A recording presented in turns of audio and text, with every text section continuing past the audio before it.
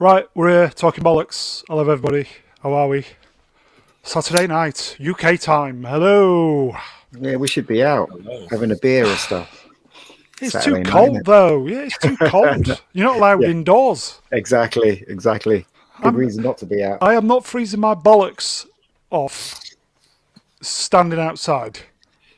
You can. I ain't. Yeah. Don't like beer anyway, so Oh yeah, you're a shandy drinker, yes? I'm a lemonade drinker. Ah, wait. Oh, Ah, what? wait. I'm a secret lemonade drinker. These Ah, people wait. don't know that advert. Matt doesn't know the advert, nor does Commander Culture. No. Only us two. All that matters is that Cultural we know. reference that we do not understand. I love Yeah, it. right. It's like a rabbi was talking about some guy. He's off already. Yeah. Who, me? Yes. Never. What was the rabbi like talking first about? 5 seconds. About Hello, viewers.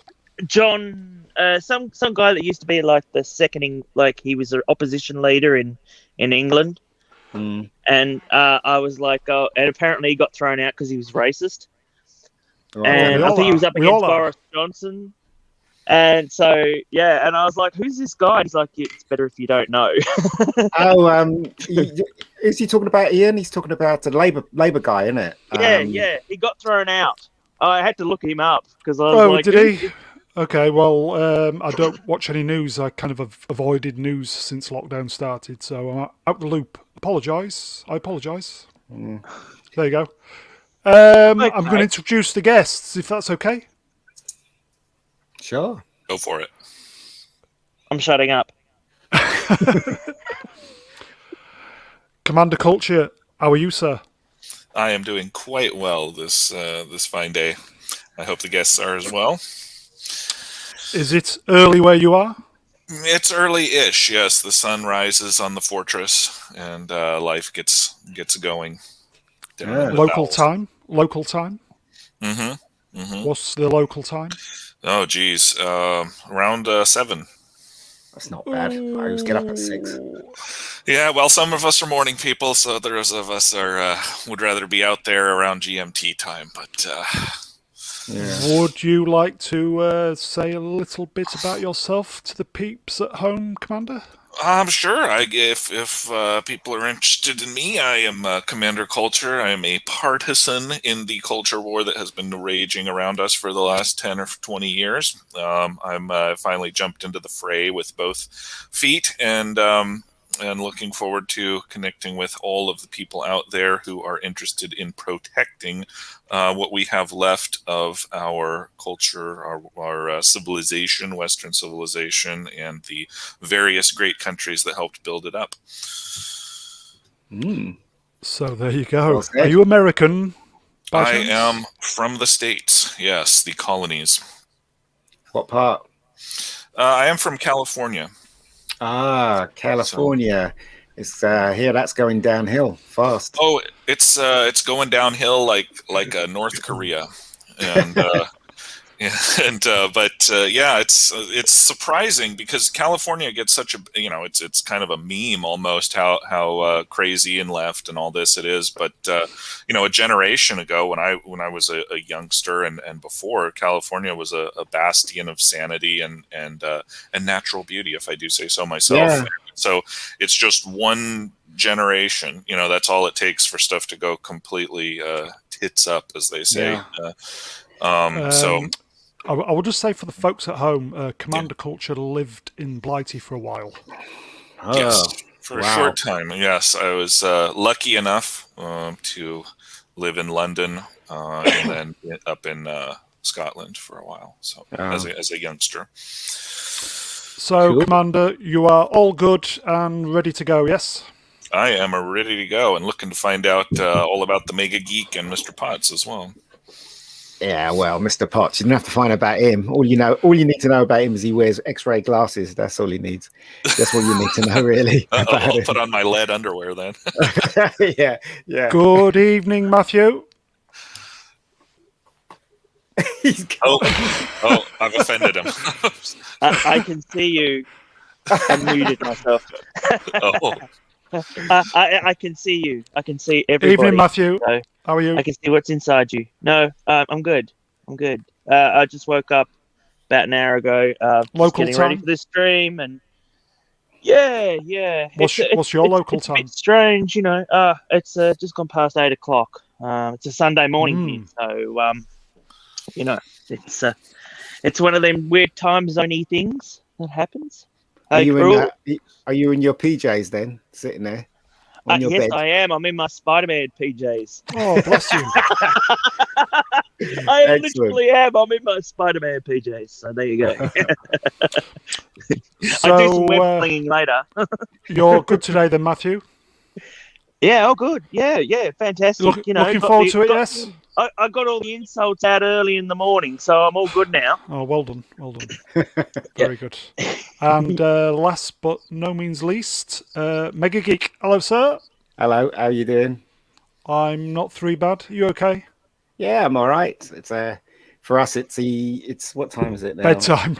Yeah. 13 minutes past 11 over here. So yeah, I'm fine. I'll do anything for Matt. We've heard. Love Matt. Me? I want his glasses. Yeah, No, I want his him glasses. stood behind you. I feel so special. Oh no, I admire you, Ian. Excellent. So, Excellent. yeah. God, it's a bit of a loving, isn't it? Yeah. Yeah, well, like I said, we're all friends here. We're all We friends. are, All of us yes. get along. We all Yes. walk along the rainbow. We're all fantastic. Yep. Yep, definitely. How many streams have you done today, MegaGeek? None. Just this one today. What? Yeah. Just this one today. Because Dan's having a problem with his computer, so Yes. I think I'm doing one of him tomorrow. I'm not sure though. Is that the but usually, yeah. Is that the Winter Soldier thing with? Yeah, no, Keith? so I'm doing one with Keith tomorrow, and then Yeah. I'm meant to be doing one with Dan. I did one with pop culture. You were in the chat, weren't you? Oh yes, I was stalking. Yes. Yeah, but that was quite fun. That was a lot of fun. So yeah, I've been around. They swear a lot, don't they?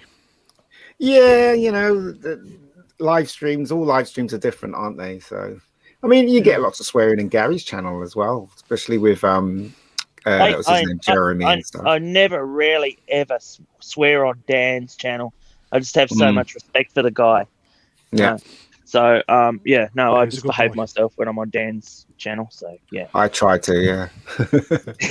I know it's hard, isn't it? It's like, Yeah. I've got to try and pick It's another very word. hard.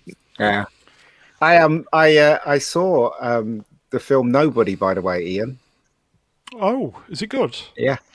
It actually is good, but there's a lot of things that don't make any sense in it, and I got the feeling they cut a lot of stuff out. But it's a lot of fun. I recommend it.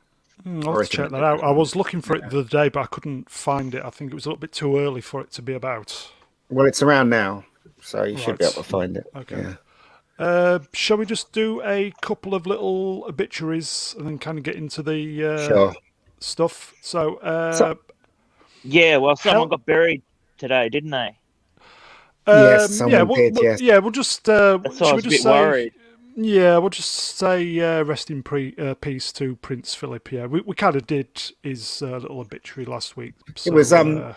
It was very colourful, and I mean, Sky showed the funeral, and I don't know. There must have been, I don't know what cameras they were using, but the picture looked absolutely sublime, and Really? it was all live and everything. Yeah, BBC picture looked a bit shitty, but the Sky one typical really good. BBC. They're Yeah, bullshit. really good. I reckon it's just a BBC budget can't do problem. anything right, can they?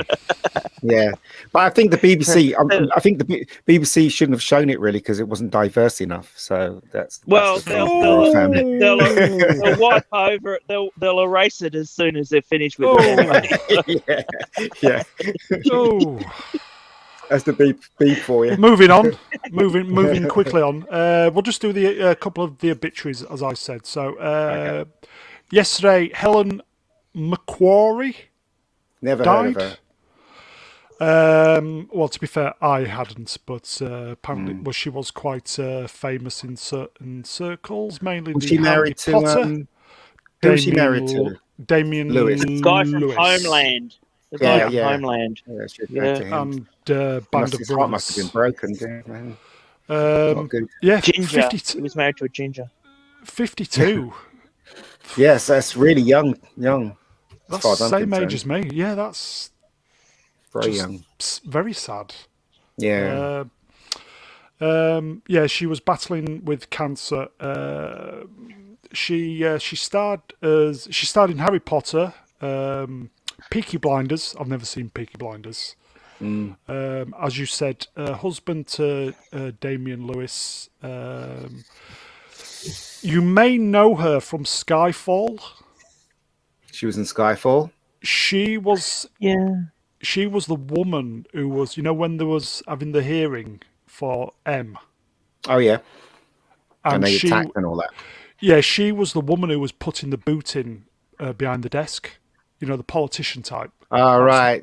I That was hated her. Skyfall. I just hated it. I just thought it was absolute nonsense, personally. I don't know why people that's hell it's the terrible. best Bond. Skyfall was shit. Moving on. I didn't think much of it. The Skyfall. No, Everybody, I was like so bored. I was so bored. yeah, because everybody was saying it's the best. For It a was the Bond best film? Bond film, and no, it isn't. You know what I mean, it's not. I don't care what anyone says. It really isn't. Oh, But I there you don't really go I much. I beg think to I differ. think Casino Royale was the best out of all of them. But, Yes, it Yeah. was directed If- by a if you real have to Bond, say. a real Bond director who knew exactly Yeah. what he was doing. Martin yeah, Campbell. exactly. Yeah, and then just from then on, it just went down the shithole. Helen Mcquarrie also starred in Hugo. Martin Scorsese's Hugo. Yeah, that was all right. I've never seen this woman oh, yeah. before. All of a sudden, she's just cropped up, and I'm like, there's all these news reports. Oh, she's died. And I'm like, because there's who no is news she? about. There's no news about. She must also be. played the wife of Tony Blair in The Queen. All right, okay. But I think the Sherry. you know what? She looks more like that. What's her name? She does. The Tony Blair's wife was what's her name? Sherry. Sherry. Blair. Yeah, because her father was an actor too. Mm. So yeah. I What, understand that is there recently. any American news for Commander Culture? Yeah, we'll get into it. Sorry, Commander. Just No problem. bear with us. That's okay. It looks to me like her main role was kind of playing Narcissa Malfoy in. She was quiet. She didn't do anything. She just stood there. That's all she did. I love all these Harry Potter actors that have died, and it's like, but they're just like they're literally not even major actors except for what's his name, the one that played not my the thing, Slytherin Harry guy. Potter. Just I've never seen one of them. Just nah. I didn't like you're Harry lucky. Potter. You're lucky. I didn't like Harry Potter because I couldn't relate to the kids. They were all upper class, so I couldn't relate to them. I enjoyed the early ones, but then when they got really, really like all teenage angsty and started dating and all that shit, I was like, nah, I'm over. And all that shit. Yeah. Commander, was you into Harry Potter, or you like the rest of us? Kind of. I had no interest in Harry Potter, the books or the movies. I mean, I watched a few of the movies, like, on an airplane or when I was stuck in someone else's living room or something. But no, I mean, I'm more like, I like fantasy, but I like epic fantasy. Lord of the Rings thing type is, stuff, like- Sword and sorcery, and all that. Mm, The thing is with like Harry Potter is that they think it's got staying power. yeah. It doesn't. It's not like no, Lord of the Rings. It's not like it's not like a big giant epic. It's not it's like got- Lion Witch and the Wardrobe type. Sorry, Commander. Yeah, it's got the staying power of like Goosebumps or R.L. Stein or some goofy something like that. I mean, no offense to the author and to the people who enjoy the stuff, but it's just not the things that it does speak to is spoken to by better works that have been around a lot longer. I will say, if it's speaking to me, I'm not listening. So there you go. Well, Hey, well, you guys Enid all- Blyton did better did better writing than but J.K. Rowling. you guys are all wrong because it has been a huge success around the world, and they made how many films? So it's a huge success no matter what we think. Well, yeah, but doesn't we mean it's think any it's good. crap, but there's no denying it's a huge success, and the form that actually Talking works. about in 100 years' time, though. It's whatever floats your boat. Yeah, Right. I agree. Yeah, I don't deny that it's a success, and I even don't deny, the enjoyment that people get out of it. I'm just saying, will it endure the test of time was the question, and I don't Possibly, I think it may. I think it may as well because it's one of those things that it's ingrained in British culture now. Harry Potter and a lot of kids, a lot of adults have grown up being a kid and have grown up now, and they still remember Harry Potter. It'll still be there. It'll still be there, like Star Wars for us. Yeah, Jason and the Argonauts, and the Harryhausen films. It'll still be there. I love those. Still remember them. Yeah, still remember them. So I think it will endure. My favorite. Clash of the Titans. So we'll just say rest in peace to Helen McQuarrie, 52. Yeah, 52. Yep, whoever you were. Damien Lewis's wife. I'm sure he's going to be heartbroken. So. Oh, absolutely. Yeah. I mean, it's always terrible when you lose a loved one. So moving on. Just let me scroll up. Do we know who this guy is? He died yesterday. Now, this really upset me. Same here. Beady. Potty, do you want But to... he didn't do that. He just did the costumes. Yeah, he was in it. Like, he was tweaky. Yeah. He was tweaky. Yeah, he did the nod, the movement. neck movements. Yeah, he did all of it. Yeah, he was tweaky, man. So little man. Felix Silla died yesterday, age 84. I think it was it pancreatic cancer? Apparently, he'd been suffering. For Great a while. innings though, 84. Good It is. Well, it was pretty sudden because Jill Gerard, who I'm a big fan of, he actually said, I've just heard he's gone into palliative care, and within about 8 hours he'd gone. So yeah. Yeah, and he was kind of saying he'll miss the guy. He'll miss him telling him to shut the fuck up. So, yeah. No, just to fuck himself. Oh, right, is that it? Yeah, go fuck yourself, Gerard. Because you'd always do Gerard. Gil Gerard was always like the most up himself sort of actor. But I always loved Buck Rogers. Yeah, it says here, so his really Buck Rogers in the 25th Century castmate, Gil Gerard, confirmed the news on Twitter. Felix died just a few hours ago, and the only good I can draw from his passing is that he didn't suffer any longer. I will miss him terribly, especially the time we had at our panels telling me to go fuck myself. Yeah. So, there you go. Classy. He was also in Towering He was Inferno. He was cousin it. He was. And it's like that's iconic. Adam's Family, yes. He was apparently in Battlestar Galactica and Star Wars also. I always thought that was a Spaceball. midget inside the dog's uniform. Remember that dog, the bionic dog that they had in Battlestar Galactica? Boxy was the kid, wasn't he? What was the? Yeah, but he had a dog that they made for him, and it was a mechanical one, and it was a chimp. It was a chimp inside it. Yeah, it had a chimp inside it, and I always thought that might have been him inside the chimp, but it was a chimp inside the chimp.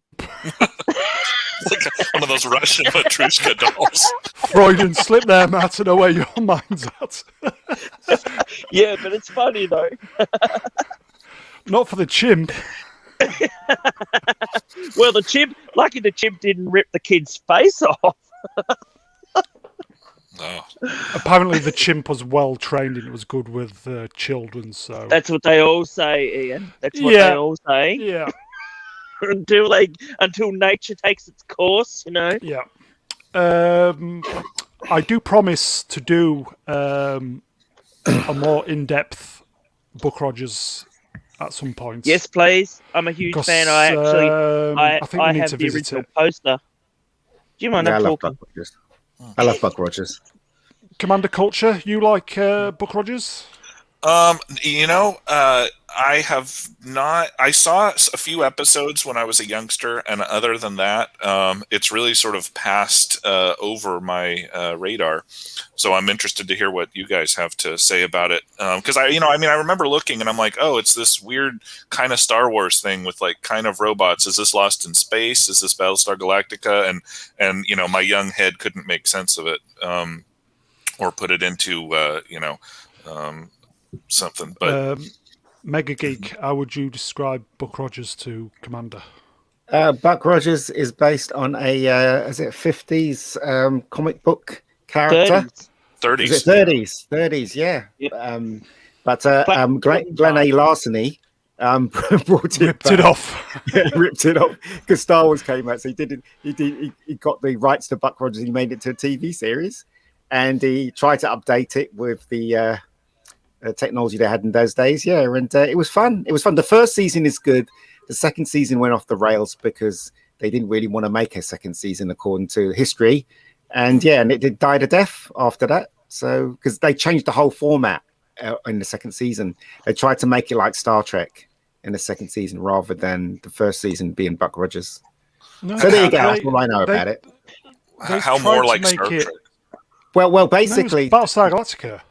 Well, Buck Rogers, basically, the first season was about him. He's a man from out of time. He's from the 20th century, and he ends up in the 25th century. So he's kind of like a fish out of water, and he was learning the ropes, and he's very heroic and see things different way to everybody in that time. And then the second season came along. They put him on a ship together with all these strange other characters. And it was like Star Trek. And we're like, well, this isn't Buck Rogers. This is Star Trek. So that's what. And then ultimately, that's why it failed. Yeah, so franchise killer. Yeah, yeah. It's just weird. Quickly going back to Battlestar Galactica, Evening MC, Muffet the Daggett. What's that? That was the dog. Oh, the dog. The dog. Yeah, the dog. The chimp. Yeah. Yeah, it was. It was a chimp. The chimp. The chumpy chimp. Yeah. They were trying to copy R2, weren't they? They tried, like, obviously Tweaky was the equivalent to R2D2, and that chimp thing was the equivalent to R2D2, wasn't it? So yeah, but Star the dog Wars had to die for that. I was always upset the dog died. Yeah.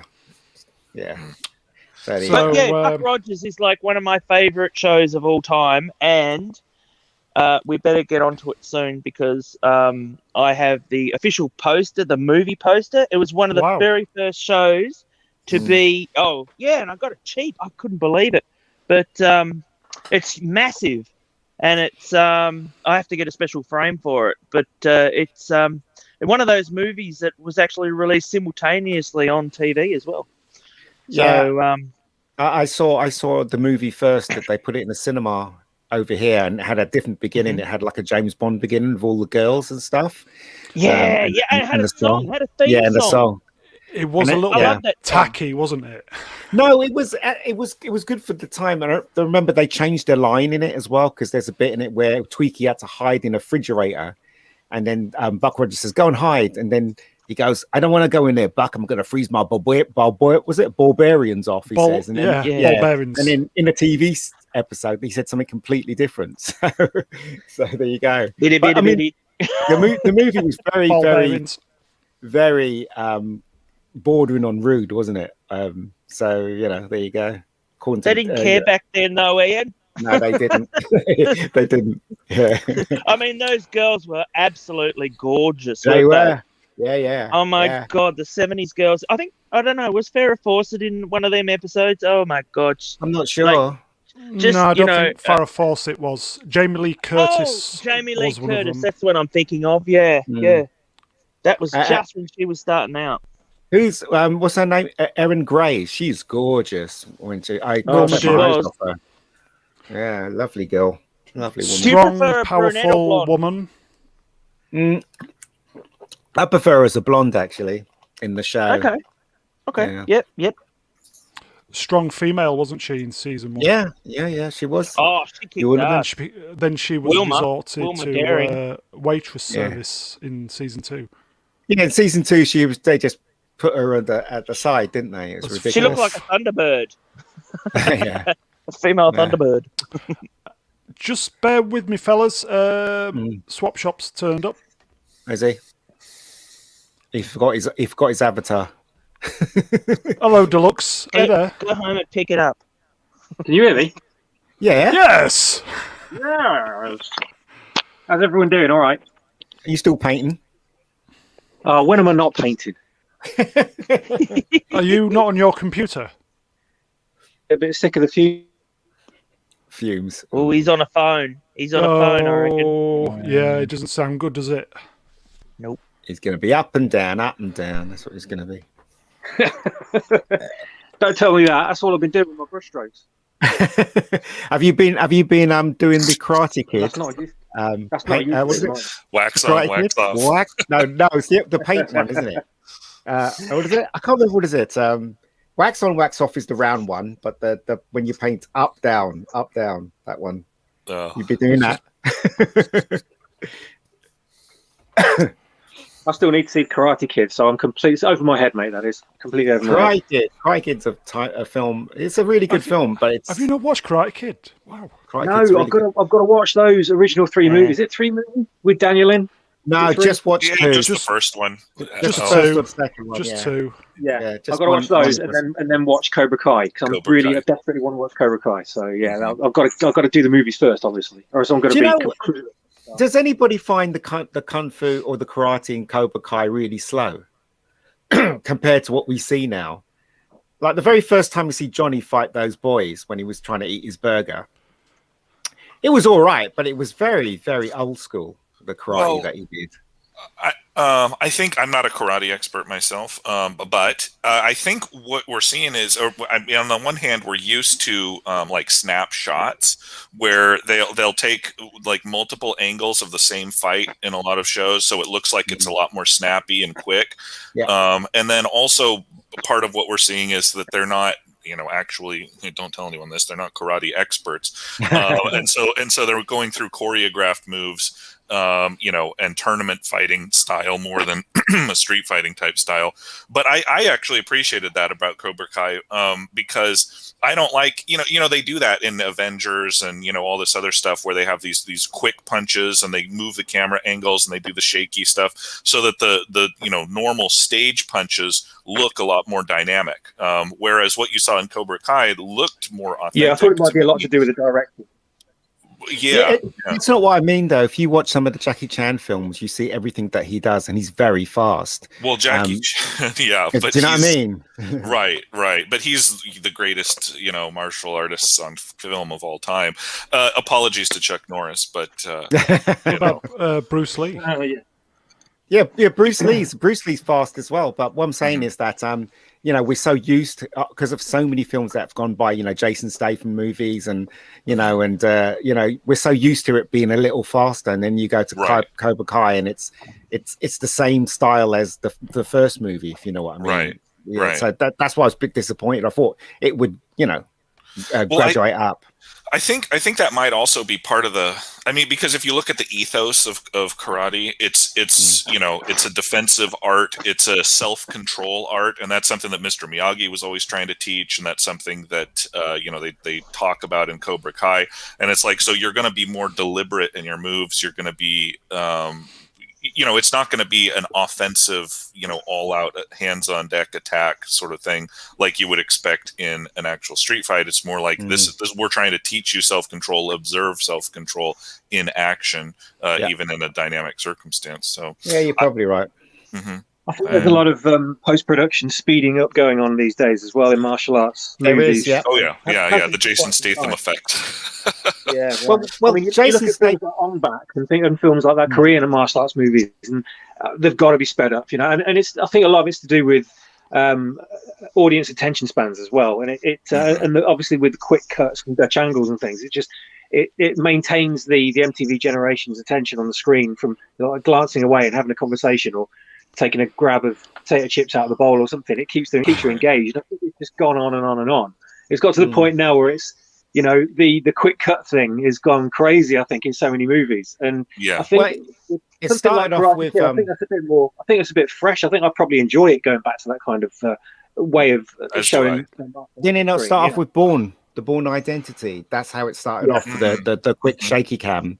They did it really well in the Bourne Identity, but I think it killed Quantum of Solace, the quick cut. Oh yeah, Quantum of Solace was terrible. What a terrible movie. Well, yeah, they were trying to be Bourne, weren't they? With that, they were.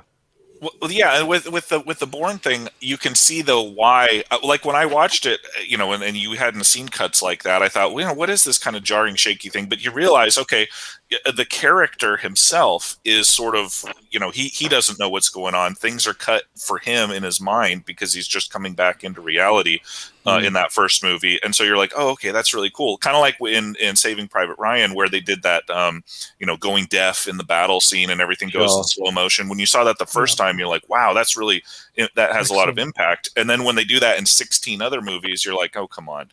And that's, and so going back to Cobra Kai, I think the lesson here is that if you have a good director, if you have a good script, if you have good actors, you don't need any of that flashy stuff. And so it's sort of easy to tell popcorn from red meat when you're looking at something cinematographic. I don't know what the word is, because you can tell, okay, are they respecting the viewer? And I think viewers largely responded well. I don't know anyone who complained about Cobra Kai saying, oh, this is lame. The fight scenes are lame. I know plenty of people that said that to me. Really?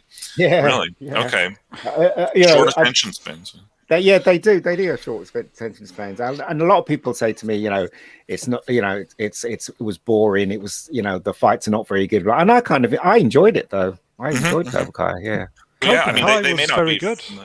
They may not be familiar with karate at all because it's not it's not Krav Maga. It's not a death punch sort of stuff. But I guess to each their own. Still, I think that the show stands, on its own merits.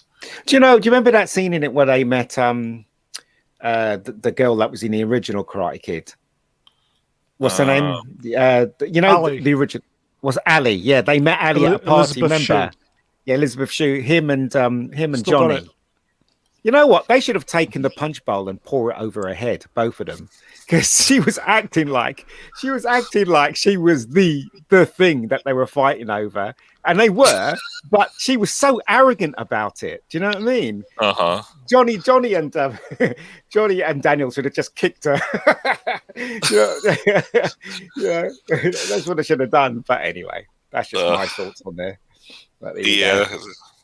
They could have skipped that whole scene. She was in The Boys as well, wasn't she? She was. Yeah, she got killed. Spoiler. She got lasered. Yeah.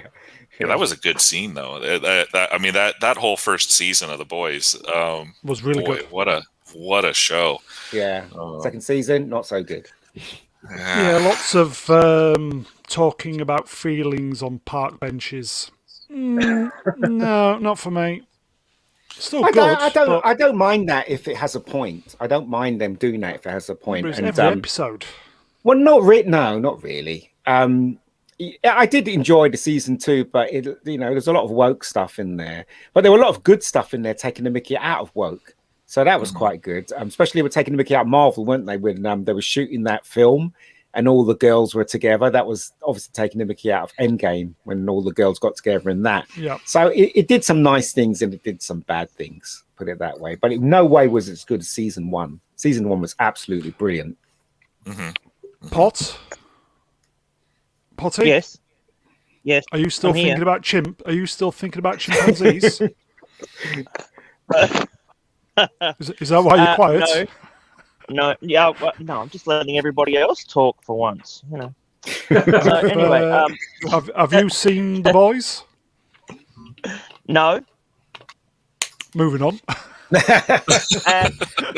Well, you were talking about Cobra Kai a minute ago, and I haven't even seen that one either. Because I like the Karate Kid, but I just do you like watching... I just kind of don't want to taint it. It's like my boyhood. Mate, it doesn't taint it. Watch it. No. Yeah, if you like the Karate Yeah. Kid, you would definitely like Cobra Kai. Mr. That's my Pott. opinion. Mr. Yeah, I've only Potts, heard good things about it. Yeah. I'm asking you nicely. So I'm telling you nicely. Watch it. It's really good. It's really good. Or else. You will not be Yeah. disappointed. I I'll recommend put it on my list. Love and Monsters. I recommend that. That's a very simple story, very enjoyable movie, Love and Monsters. So I recommend that if you guys haven't watched it. Moving on. That was on the list, actually. Yeah, it's good. It's very enjoyable. I like how the character grows throughout the film itself. That was old What's school. the story about? It's basically about I don't think it's in the future. They tried to destroy this asteroid that was coming towards the Earth, but when they blew it up, all this thing came down to Earth and made all the ants and the insects grow into monsters. So the human race hid underground, and so this guy was separated from his girlfriend, and he's been underground for a very long time. He decides to go to the next colony to find her, and it's about his journey of growth as a coward straight through to hero. It's a really good movie, as far as I'm concerned. Yahtzee Istophobe in the chat. Hello, Rob. Cobra Kai recontextualizes, my God, the original movies without dumping on them. Certainly does. Yeah, and I'd agree there with what MC also says. I'd comment. Yeah. Where MC says, I wasn't a fan of Karate Kid, so I haven't seen Cobra Kai, although I've heard it's good. And I would say to that, you don't really even have to. I don't think you have to like Karate Kid or even have watched it if you haven't to enjoy Cobra Kai. It's a really good, especially the first season. It's a really good character study. Of the modern world. If you've been somebody who lived through the 80s, the 90s, and the thousands, then you'll be able to empathize with the characters and the evolution of the story. It's just a good story altogether. And if you are like Yahtzee Istophobe, a good Karate Kid fan, you'll like it the same way. It does recontextualizes. That's exactly right. It takes the story, but instead of flipping it on its head or trying to vault itself up by mocking it, it just evolves the story like you'd expect any good story to do. It has something for everybody. Sure. Yeah. I'll just say to MC, if you've not watched any of the Karate Kid, you should check out Karate Kid 1 and 2. Avoid the other ones and then go for Cobra Kai. You will not be disappointed. I like Karate Kid because it was when you were a kid and you watched that, it made you feel good because Daniel was this skinny little kid from New York, wasn't he? Or was in New York? I can't remember where he was from. And he was the underdog, wasn't he? So, and also it taught you some really valuable lessons as well. The friendship between Miyagi and Daniel was absolutely brilliant. Especially that scene that won, I think won Pat Moriarty an Oscar or a nomination. The bit where he's drunk and he's trying to remember his wife. Yeah, that scene is absolutely brilliant. His performance is fantastic. Yeah, in that scene. The final scene of Karate Kid gets me every time. Where the music builds. Yeah. Every Very time stupid I watch, move, though. Every time I watch that, the hairs go up. He would have got disqualified for that kick in real life. He would have been disqualified. But there you go. Such a great film, great series. It's really great. They did the characters justice and didn't trample all over it. So really good. And the main reason I want to watch it is because it's so unwoke, apparently, or it takes the piss out of woke. So immediately it had my attention. Right. What's that? There's so little. The Cobra Kai. Cobra Kai, yeah. Yeah, there's so little out there nowadays that's not offensive to the senses or to the soul. And so when you do see something like this, it's kind of like you gotta promote it, you gotta watch it, because shoot, even like we saw, even The Boys got screwball second season. You know, It did a little bit, yes. I'm really, Oroville, just because Seth MacFarlane is running it, you know, it always, walks that tightrope of, oh my God, how far are they going to go? Or, but so far they've done really well, but I'm always on the edge of my seat. I find it funny that it was on YouTube first. And then YouTube went, oh no, it's not for us. You know, it's not woke enough. You know, and so that Netflix picked it up. So I was like, oh, okay. Yeah, they did. Well, they know money when they see it. So yeah. I also think what else went? I think Resident Alien takes the mick out of today's the first 5 episodes did definitely. Yeah. Yeah. So I've if you heard of that, I haven't seen it. It's really funny. Oh, you've got to watch that. You've got to watch it. So good. So good. Yeah. I haven't seen it. I need to see it. But what streaming service is it on? Over here, it's on the Sci-Fi channel. Oh, okay. It's not here at all. Seven Seas, mate. 7 Seas. No, I don't do that. Swap Shop, is your head in a dustbin? No, I'm multitasking. Oh, are you talking about my profile picture? No, it's not actually. I did actually have a watch. It sounds like you've got your head in a dustbin. I'm multitasking at the moment. You're getting acoustics from underneath a slanted roof, so there's a strange reverberation of sound coming off. That's what you're hearing. When is this decorating going to be finished? It sounds like really weird and echoey. And you're gone. Oh God! How long's piece of string, mate? I keep getting bits added onto my schedule. So yeah, I don't know how long it's going to take. To be honest with you, it's nearly done though. Excellent. Well, get a move on for God's sake. Yes, sir. Speaking of offensive.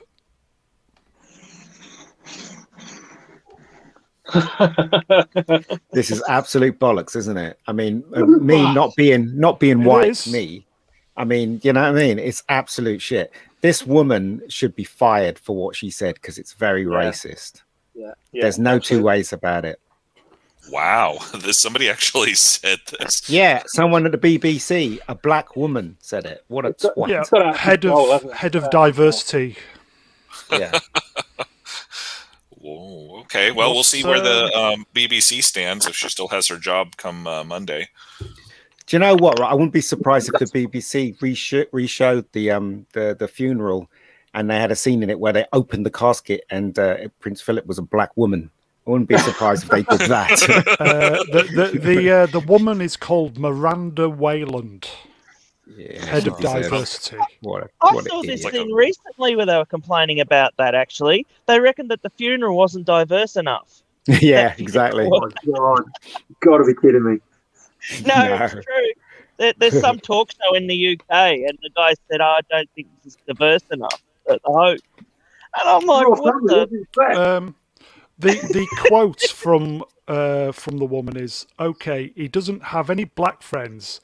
He doesn't eat, get this, he doesn't eat any Caribbean food. This doesn't feel authentic. Authentic Caribbean food. Well, the thing is, though, look, I'm not white, right? But majority of my friends are white. What does that say about me? You know, Yeah, I have a good handful of black friends, but majority of them are white. So, am I not in the right place, or? You know, I eat Caribbean food sometimes, you know, but I'm in England. Do you know what I mean? So, what does that say about me? So you don't eat jerk chicken 24/7 then? No, not at all.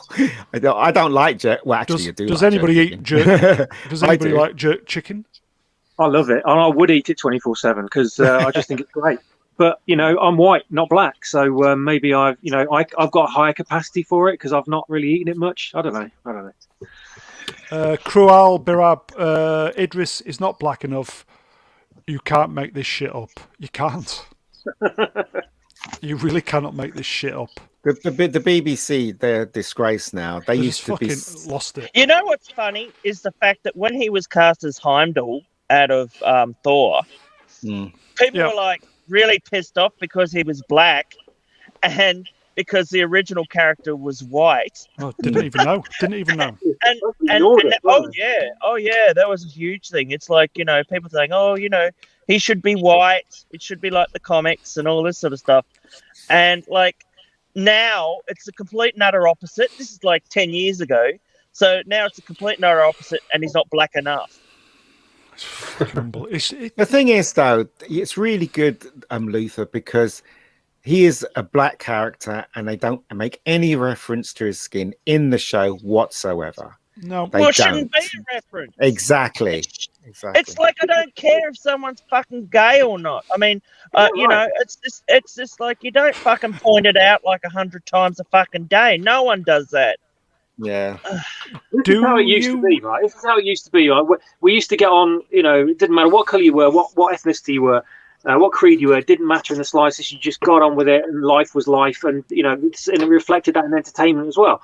And now everything has to be, it's like Falcon and the Winter Soldier, which you're probably going to get onto, but within like every 5 minutes, you're reminded that you know, that Falcon's black in it. Black, yeah.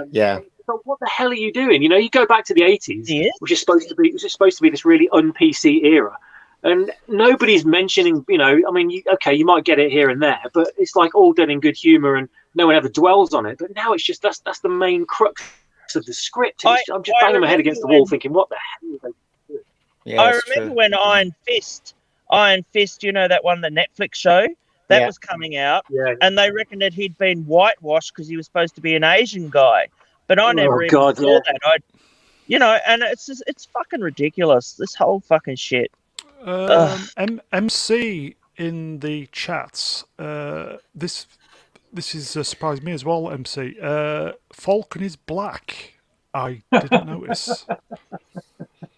Yeah, it's incredible. It's incredible the way they're going with this, isn't it? I mean, these people must have deep pockets just to keep churning out this shit all the time, especially the BBC.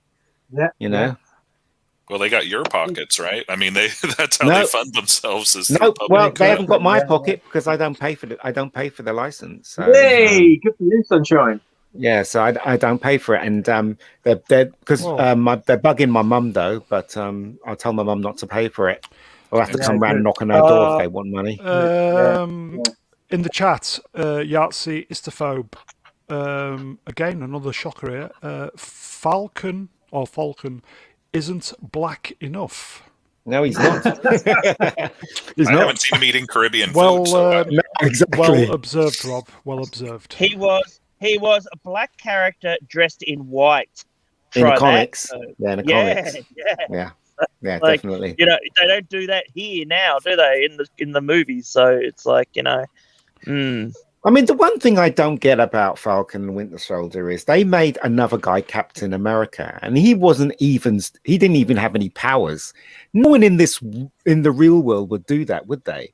If there was a superhero in this world and he died, they just gave it to an ordinary person. Right? Didn't he have any Captain America, man? What's that? No. Well, actually, in the episode, he does get it. But what I'm saying is that they originally gave him the mantle, and he was just an ordinary guy with no powers. And it's like, well, how does that work? And he didn't look any different either, did he? I bet you he didn't look any different after, because you know, Steve Rogers, when he had his his super serum was the fact that he changed, his whole body changed. Yeah, because he had 10 million trillion volts going through him. Hayley Atwell went absolutely bonkers for him. Yeah, she did. Hayley Atwell. Yes, did you fall over? MC in the chat says, I pay for it. Listen, mate, we all pay for it. But I don't watch the BBC very often as it's pants. It is. Absolute shit. It really is. I was having a flick through earlier on tonight just for something, you know, quick to watch while I was eating. And I was just flicking through going, where's the programmes? There's nothing here. It's all crap. It's game shows and I don't know what the hell is this. You know, there's nothing good to watch. But the thing is, though, the BBC used to use people, and they didn't make any references. It like Larry Grayson was, you know, he did the what is it, the Generation Game, and he was as bent as a 5 pence coin. Ian. I'm just saying that's They made no reference to that. And then they had Blankety Blank with who's the guy that dressed up like a woman? What's his name? God. Lily Savage. Lily Savage, right? That's Paul what I'm saying. O'Grady. Paul O'Grady. They never made any reference to any of that stuff, and now they seem to be, on this mission to tell everyone that people are black, people are gay, this, that, the other. It's absolute nonsense. They are. I mean, you couldn't watch back in the day. You couldn't watch like someone like Kenneth Williams, and not know that he was gay. But I didn't give a shit, and he was having having female relationships in the movies, Yeah. And it's like, it's crazy. Infamy. Infamy. They've all got it infamy. Commander Culture, have you seen any of the Carry On films? No. So Moving Carry On. Carry On is like like the police academy. It's like the Americans. The Americans got police academy. We've got Carry On films. So it's it's kind of like that, really. They weren't. Not really. MC in the chat. They like Benny Hill. If you've ever seen Benny Hill, yeah. MC in the chat. Yummy. I like a bit of Hayley Atwell. Hayley Atwell. She's lovely. She's a lovely girl. Apparently, Tom Cruise is having a bit. Apparently. Oh well, no! Lucky boy. She should have been. If they were going to cast a female doctor, she should have been the doctor. She would have made a wonderful doctor. I'd have watched that. Yeah, she would have looked like a woman too. Listen, exactly. Listen, Ian. I will say, even if the writing was shit, I'd still watch it just for her. Yeah, she's lovely. Just watch it with the sound off. What's that? Just watch it with the sound off. You mean like what is it? What's that show on Saturdays that with the red bikinis and they keep running and you just turn the sound off, see them running slow motion. Baywatch. You mean like that? You mean? Yeah, why not? Baywatch. Jesus. Slap some cheesy 70s core music on and just watch it with the sound off. Absolutely. That's what. MC in the chat. Yes, Tom Cruise is Lucky Bastard. Wow. She's in the next Mission Impossible movie with him. Oh, is she? And probably the one after. She is. Wow. She's half American. He always tries to hit on the ones that, in these movies. Like, he did it with Nicole Kidman. He got her in Days of Thunder. And, that's when he tried to hit on her. And that's how he gets his girls, because he's too fucking short to do it in real life. You don't pull punches. The only way you can look taller is I don't give a shit about Tom Cruise. He's a nut job closet face. He is. Right, he is. I think I like him. I think he's all right. I think he's very dedicated to his craft. He is one of the few actors I call by the salutation of Mr. I call him Mr. Cruise. Mr. Shatner as well. I call him Dickhead. There you go. We've all got our pet names, haven't we? Oh, yes. I don't know what he's like in real life, but I do know that he's very dedicated to his craft and he does make good films. The last Mission Impossible film was really entertaining. So, he does care about what he shoots and you got to take your hat off to him. You know what I mean? So, yeah, totally agree with that. Yatsist Phobe, it wouldn't matter if Dame Judi Dench herself became the Doctor.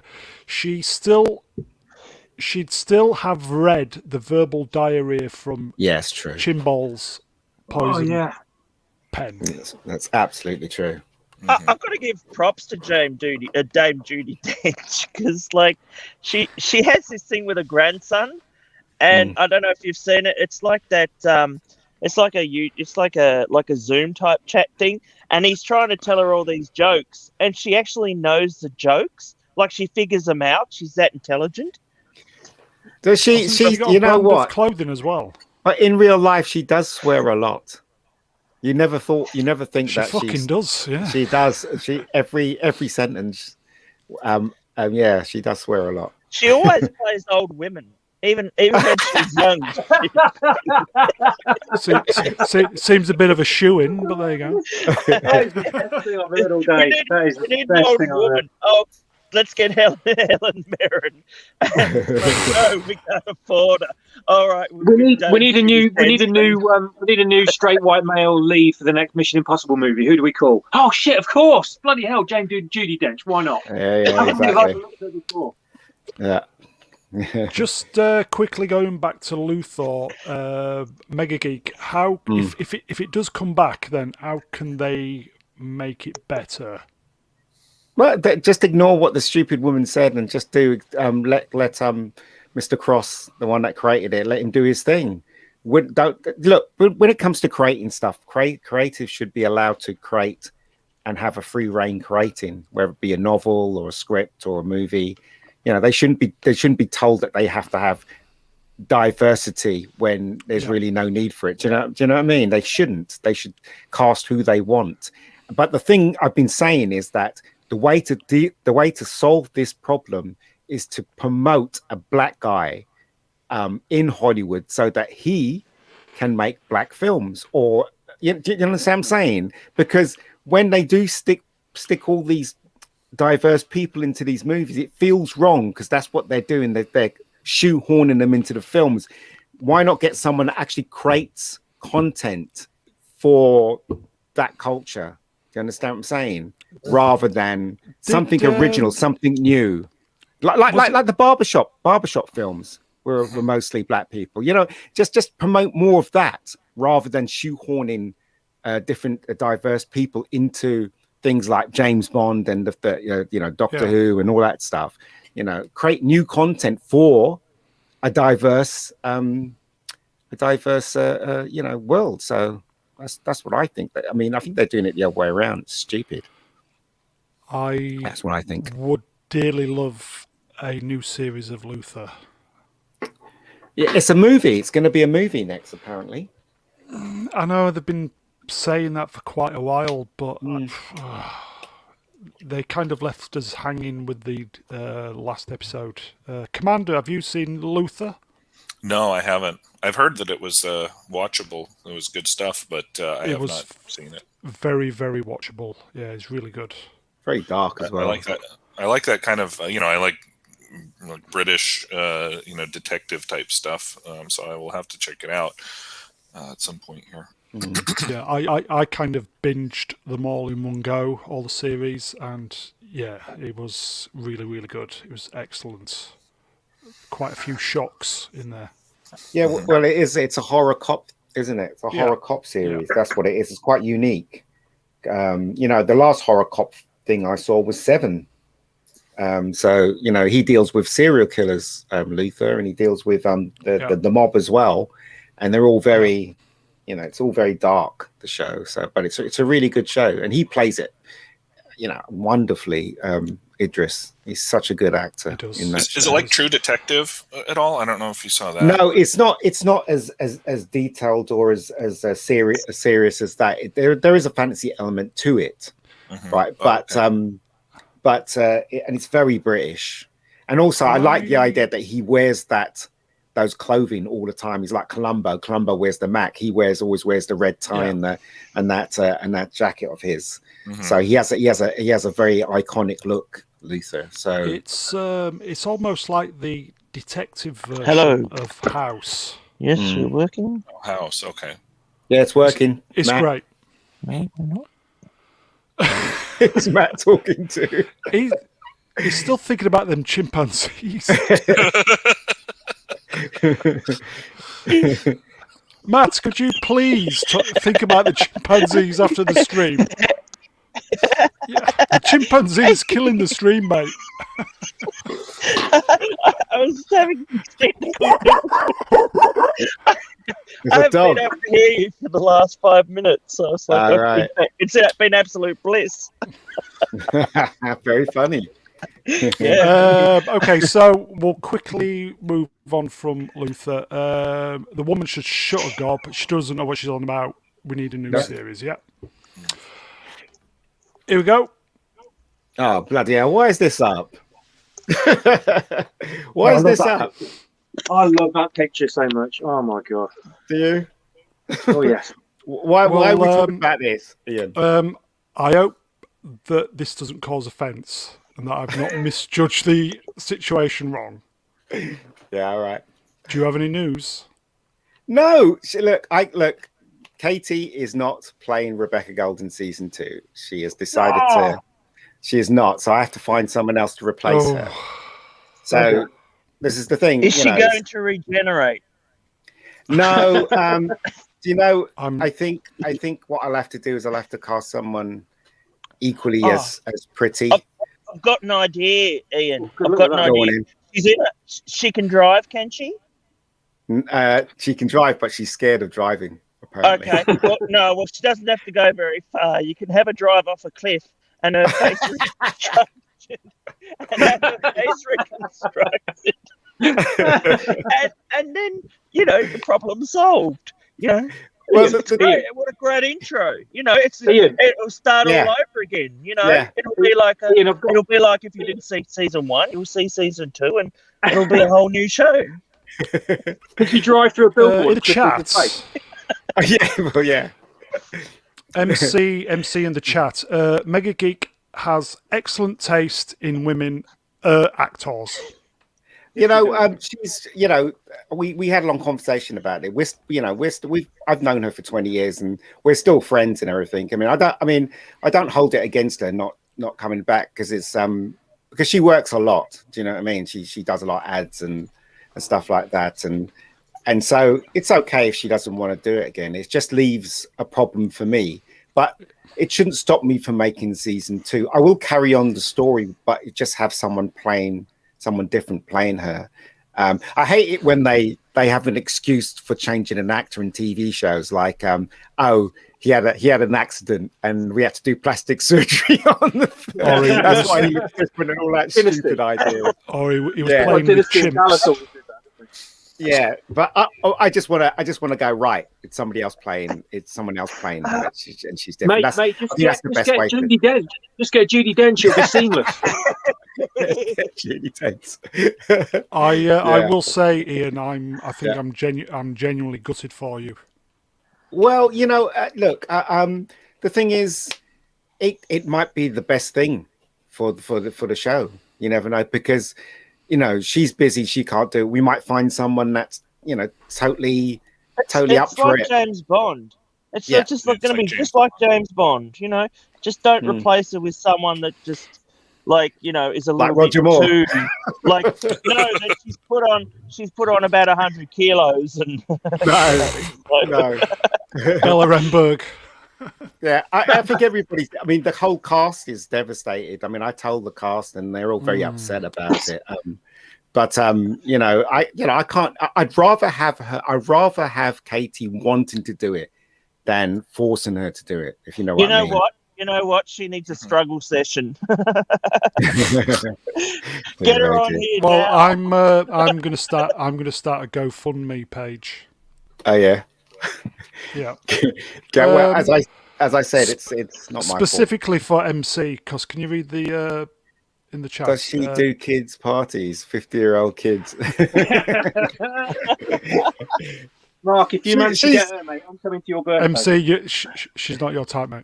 She's a lovely girl. She's a lovely girl, but she's very very girly. So I don't know if you've ever seen Rebecca Girl. There's a bit in it where she gets a bottle smashed over her head, and she was very very scared of it. And we kept saying to her, "Look, it's sugar glass. It's not going to hurt you." So she was very scared, and you know what I mean. That was put her off.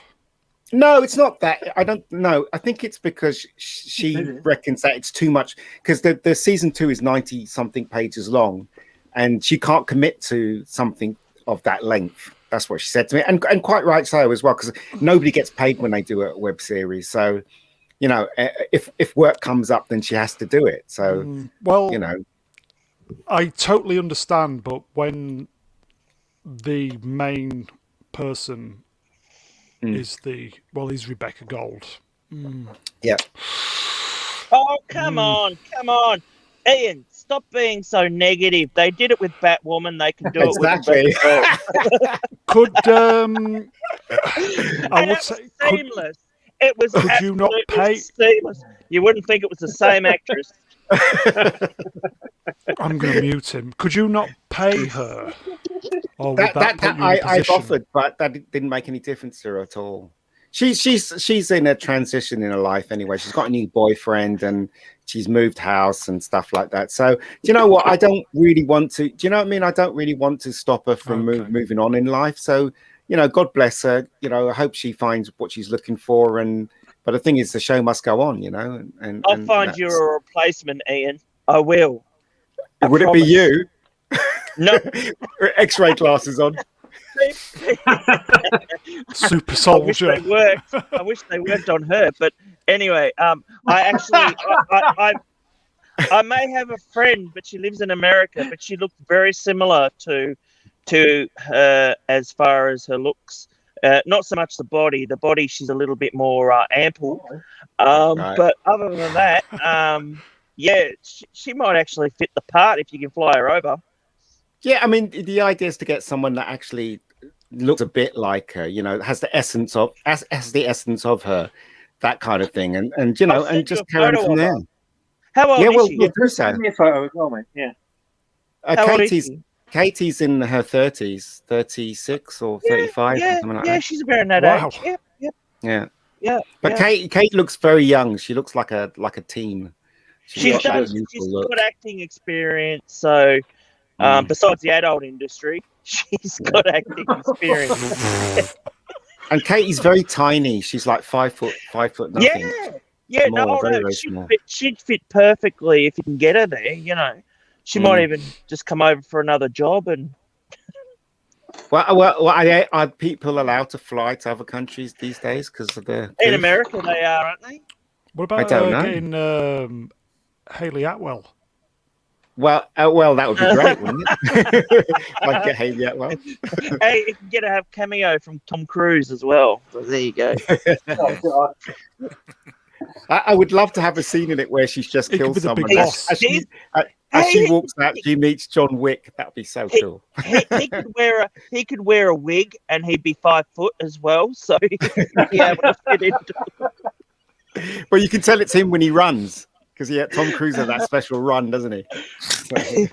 He does his own stunts. Could you get him a fat suit like he did on what's the film, the Tropical Thunder? Oh, no, he didn't have a fat suit. He just had those things on his arms, didn't it? It made his arms look really fat with all hair on it. Yeah, what's the name of the character? He was bald with glasses. Yeah. I can't remember. But he was quite funny in that. He was quite good in that. Yeah. Austin Powers. But it's coming back. Liz Hurley, perfect. Liz Hurley. Yeah, she's got another 25 years on top, but other than that, exactly. Well, the story has to. The story I wrote continued from season 1. It's going to continue straight on. So fingers crossed that I can find someone that'd be just as good. Or just as good looking, I will ask my friend. I don't know when are you planning on shooting? September time, end of August, September. Yeah, no, I reckon she'd be perfect for that role. But yeah, I'll have to try and put an English accent. She's Australian, so it's not that far. No, it's not. The Australians, at least Australians love beer, just like British people. Hello, Ian. How are you? Would you like a cup of tea? Oh dear.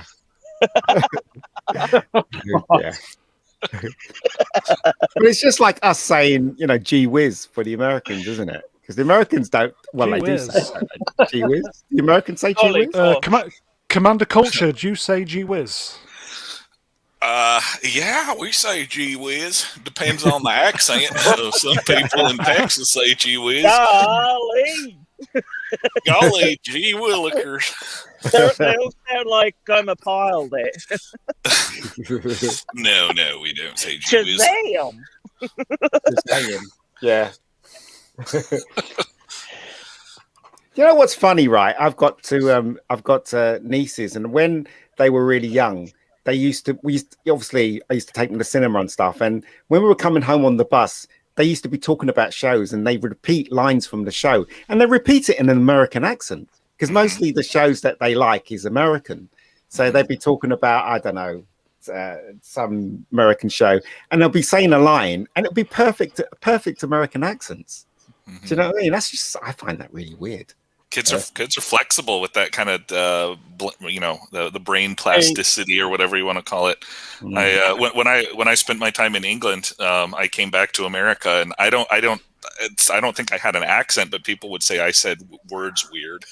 Yeah, and I'm like, I don't think so, not at all. And Amanda does a good English accent, and then they're like, "Wow, talk like a Californian." Okay, dude.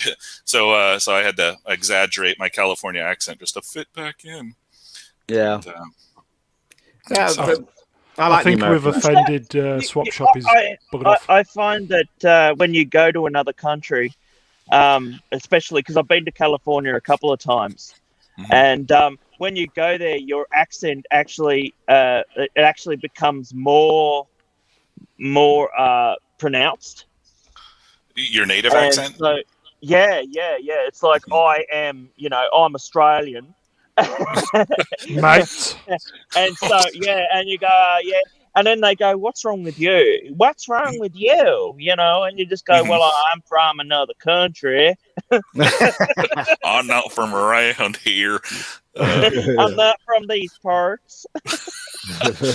Yeah. I see that. That we had a couple of kids come to our school in high school from New Zealand, and when they first came, they made this adaptation sort of where you almost couldn't tell their accents, and then within a year or so, it was like they were fresh off the boat again. And I always wondered about that, but maybe that was the dynamic. I find very interesting. We have Dutch friends, and they used to be confused with Americans with their accent, talking in English, and it's really odd, isn't it? There's probably some linguistic thing in there, because Dutch is very similar to English, and they say that American accent is similar to an older English dialect from somewhere. But that comedian was talking about the American words? I can't remember the comedian. He was saying that the American words are really weird because in England we have just taking, for instance, horse riding, but you guys have to call it horseback riding. Just in case you didn't realize that you had to be on the horse's back. That's why and we have pavement, but you have sidewalk, yeah. Which means that it's on the side and you walk on it. Do you know what I mean?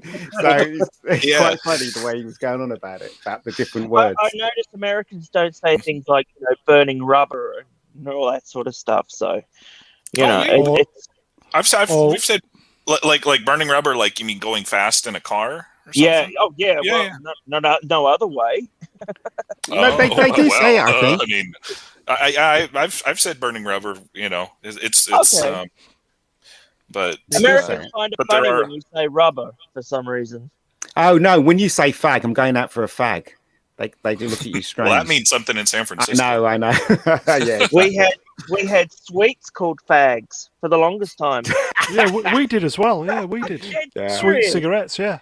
Yeah, that's what they were. They were like UK. Those meatballs, faggots. Yes, absolutely.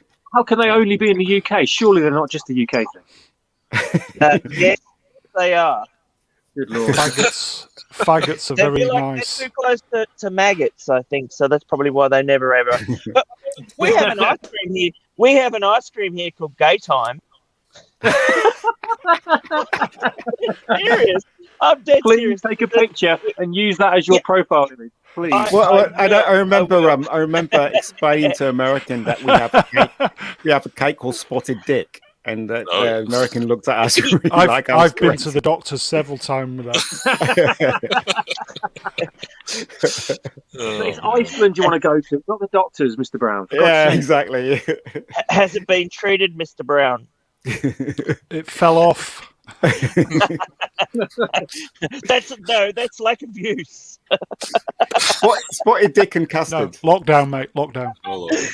Messing around with those telepods, isn't it? You letting flies in with you. That's what it is.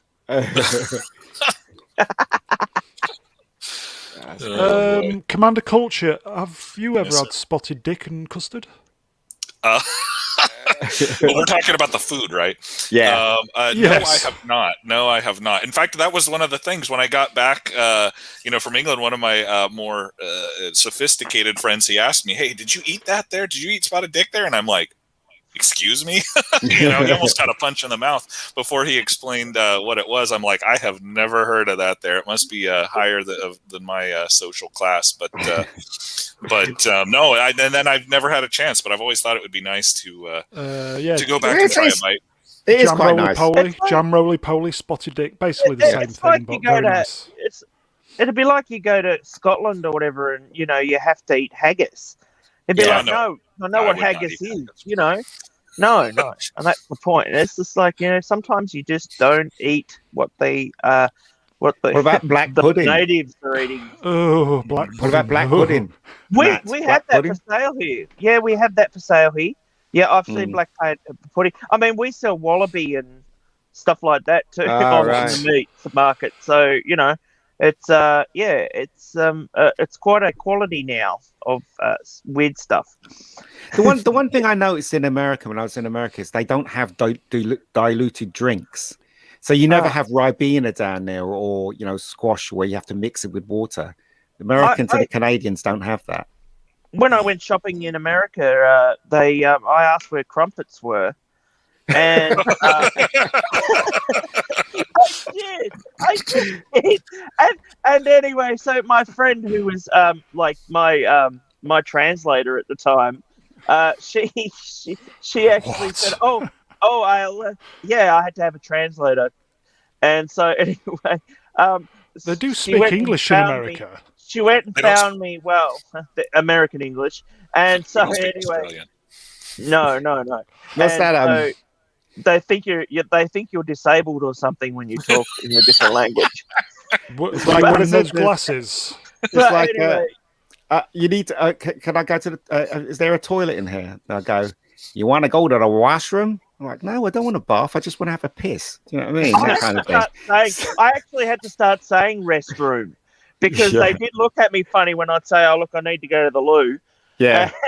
And like when it actually got to the point where I was saying it so much that when I came back, I was just saying, "Hey, excuse me, do you know where the restroom is?" And they just went, "What are you fucking on about, mate?"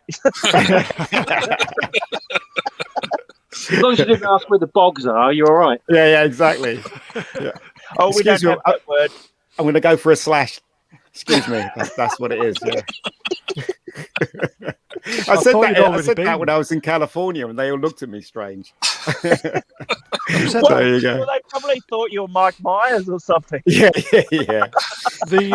I'll just say the private chat about an hour ago said, "I'm off to the bog."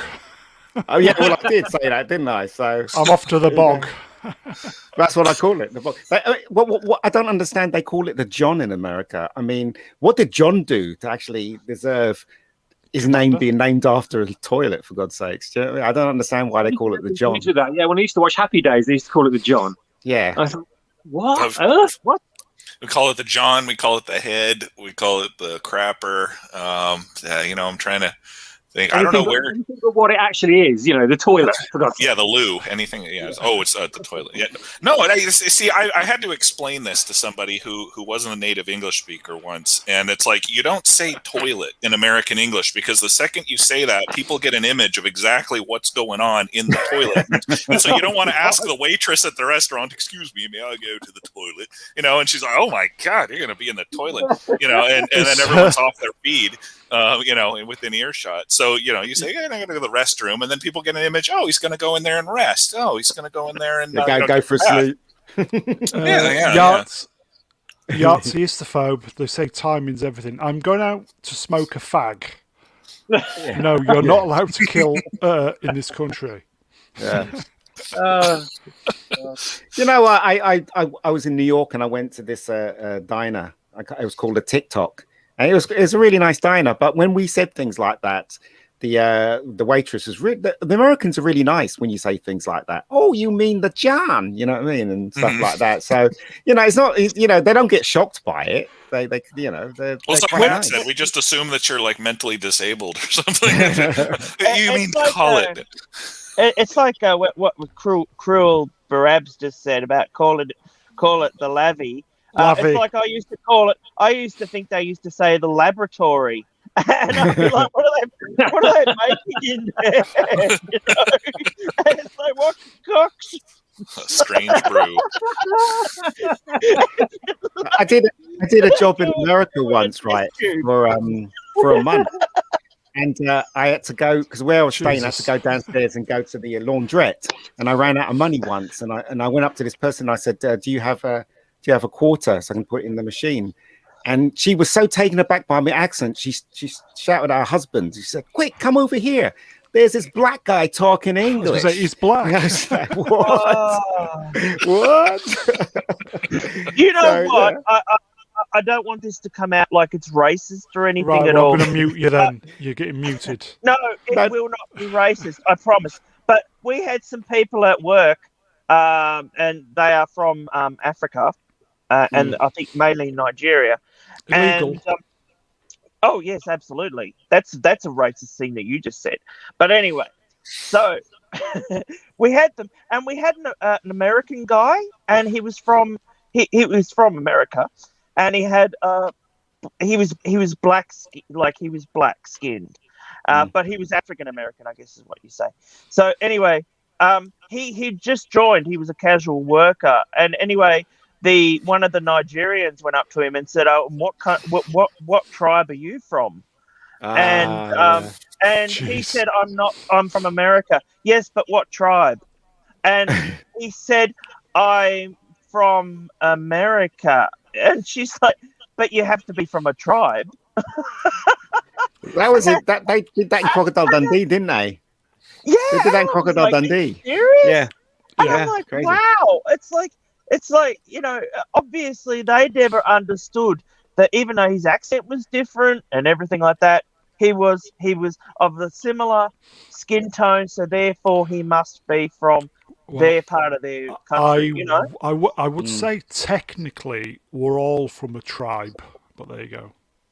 Do you know what? I'll tell you the story, right? When I was in America, we were driving over, I can't remember what bridge it was, and there was this huge traffic jam, and my brother Lee, he's darker than me, he's got no hair in his head, and he's very much into the black culture thing, and there was this traffic jam, and then he was saying, "What's going on?" And a cousin was driving, and I said, "I don't know."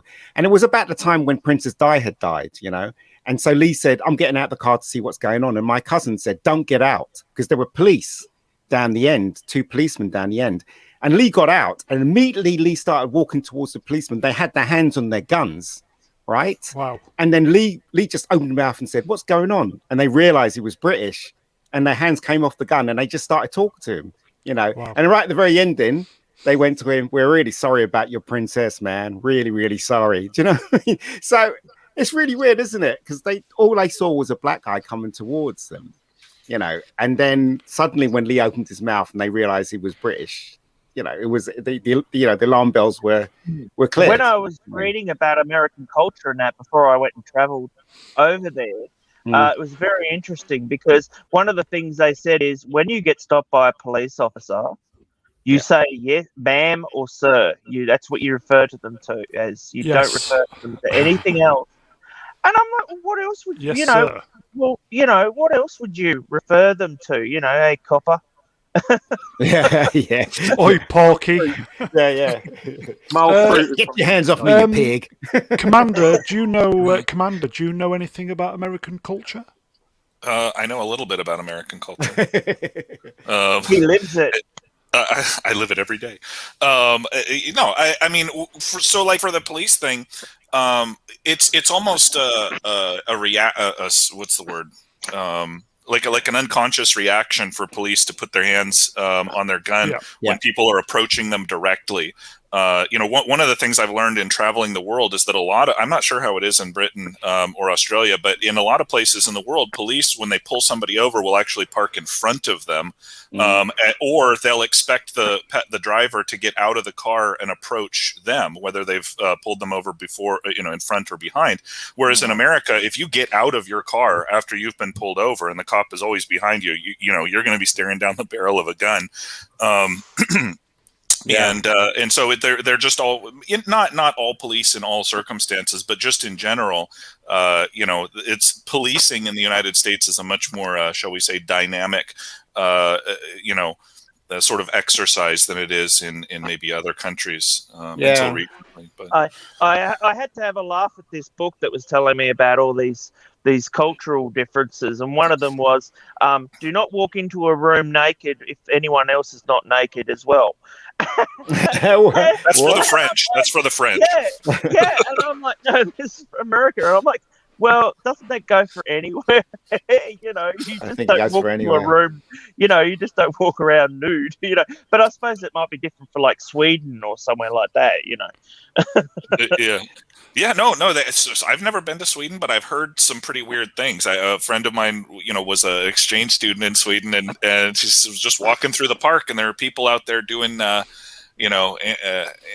should we say, in conjugal, bliss, right there in the park. In broad daylight, and it's just like, okay, I guess this is what we do when we feel like it because the sun's out for once, or whatever.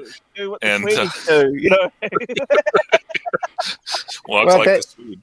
In England, the police don't have guns, so it's really hard for them to stop people. I mean, they could use harsh language, I guess, but that's about it, really. We don't have any weapons. Tasers now. I think so. They carry those sticks, don't they, where the sticks extend out. Yeah, extends out. Baton. Yeah. Mm-hmm. That kind of thing. So it's like we used to have we had a friend here, and he was ex-British policeman. Wasn't Cheetah, was it? He was planning on, no, this is about 30, 40 years ago, and he was planning on actually becoming a police officer here, but once he found out that we had guns, he refused.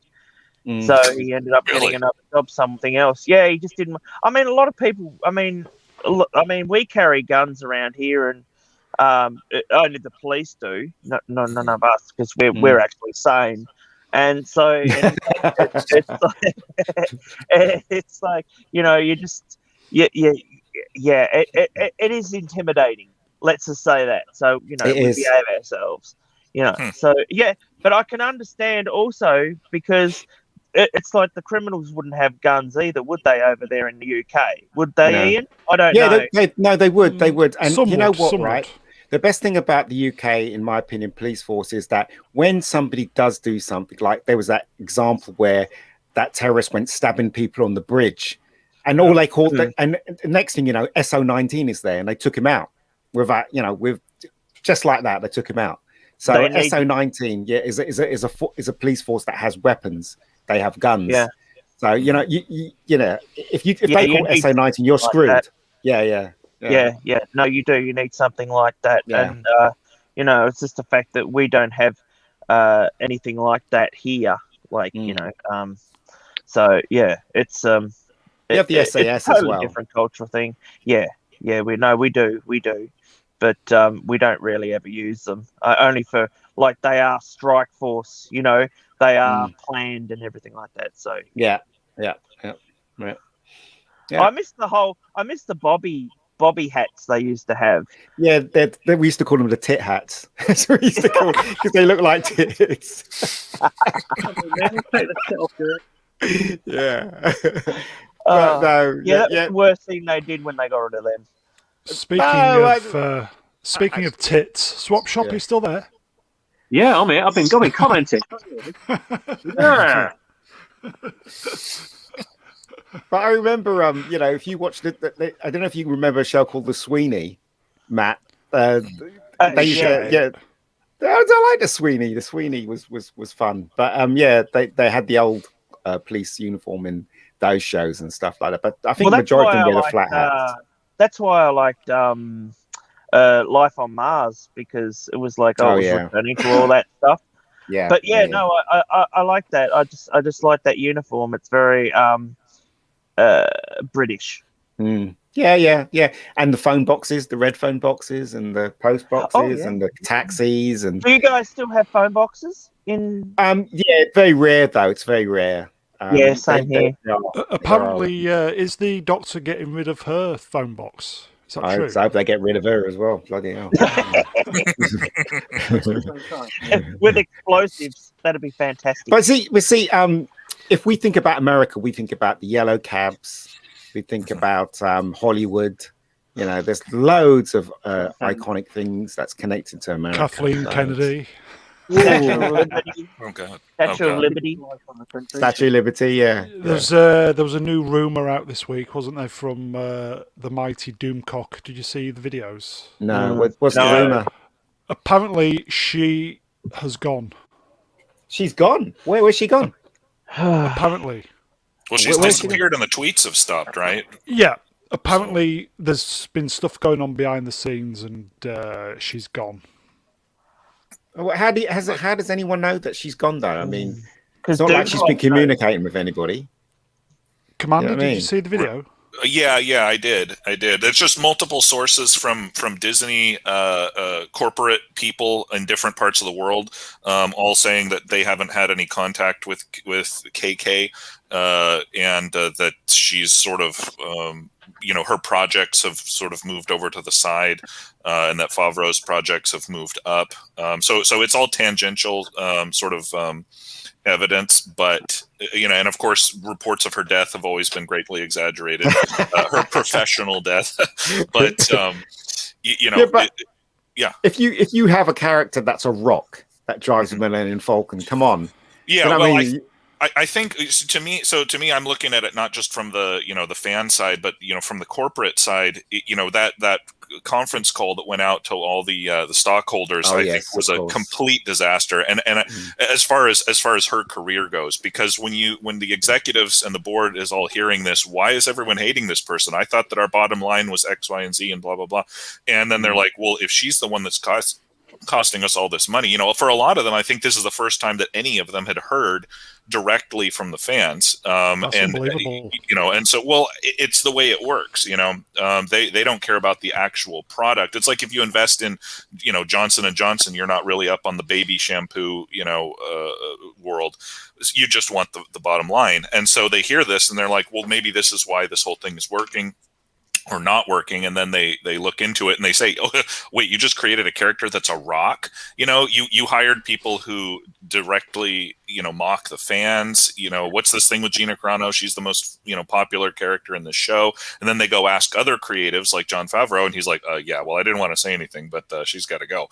And so then they pull it all in and see what they can manage. Her contract's coming up pretty soon anyway, right? I think the mistake they made was that they looked at how successful she was, but they didn't ask her or they didn't try and investigate to find out whether she was a good leader or not. That's the main problem. You could hire someone that's really good at their job, but are they good at leading a production company or do you understand what I'm saying?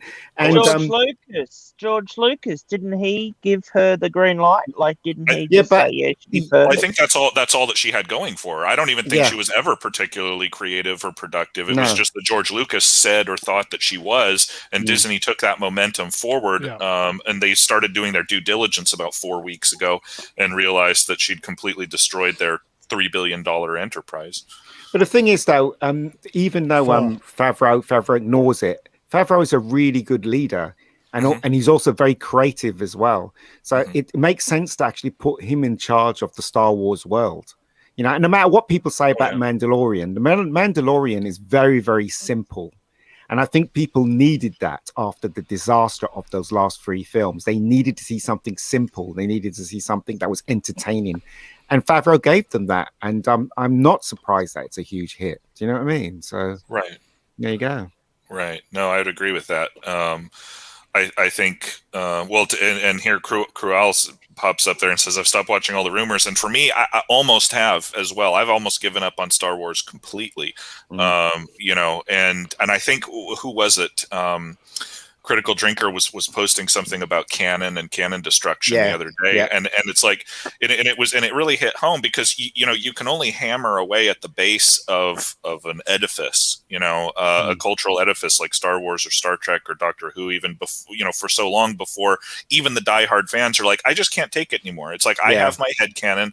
I know what Luke Skywalker looks like. I know what Han Solo looks like, and I just can't, I can't go through life interacting with people who have different versions of this iconic character. Yeah. It's almost like a schism, a religious schism. One person says the Prophet Muhammad is like this, and the other says the Prophet Muhammad, and then you have Shia and Sunni, and you're like, and they're killing each other, and you're like, okay, well, I have an idea that Luke Skywalker is a great hero, and some other kid has an idea that Luke Skywalker is a green milk sucking, surrender monkey, and it's like, where shall we meet? And that's where, and then Doomcock talks about cultural vandalism, and that's really what it is. And so I sit there and I try to keep alive my flame of Star Wars, but I have to, just keep looking at the Timothy Zahn movies. I have to keep looking at the original trilogies. I have to keep, I can't watch the Star Trek Picard nonsense, or Discovery. I can't let it into my headcanon. Because it will destroy my ability to watch. MC in the chat, Favreau and Filoni are fans, and you can tell. Well, yeah. Yeah, not only are they fans, but they respect other fans as well. Yeah, when I realized Favreau was talented, and I kid you not, is when I saw Elf.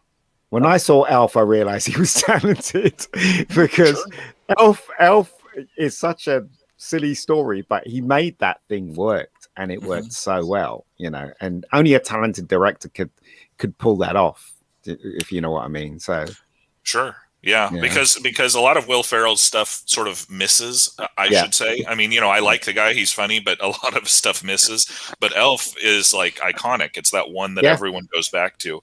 And everything that Favreau seems to touch, has that touch. And I think it's because he is a fan. My favorite version of Zooey Deschanel in that movie. Just so you know. Yeah. Oh, yeah. Well, that's kinky. Yeah. When she was in the shower, that was a good scene when she was singing. So there you go. No, I have to see Elf. Elf is brilliant. Elf is very, very funny, and I always watch it every Christmas. It's a great. I remember looking at the making of, and he literally said to them, "I want this film to be a classic." When they hired him, that was his plan, to make it a classic, and he did very well. With it, so there you go.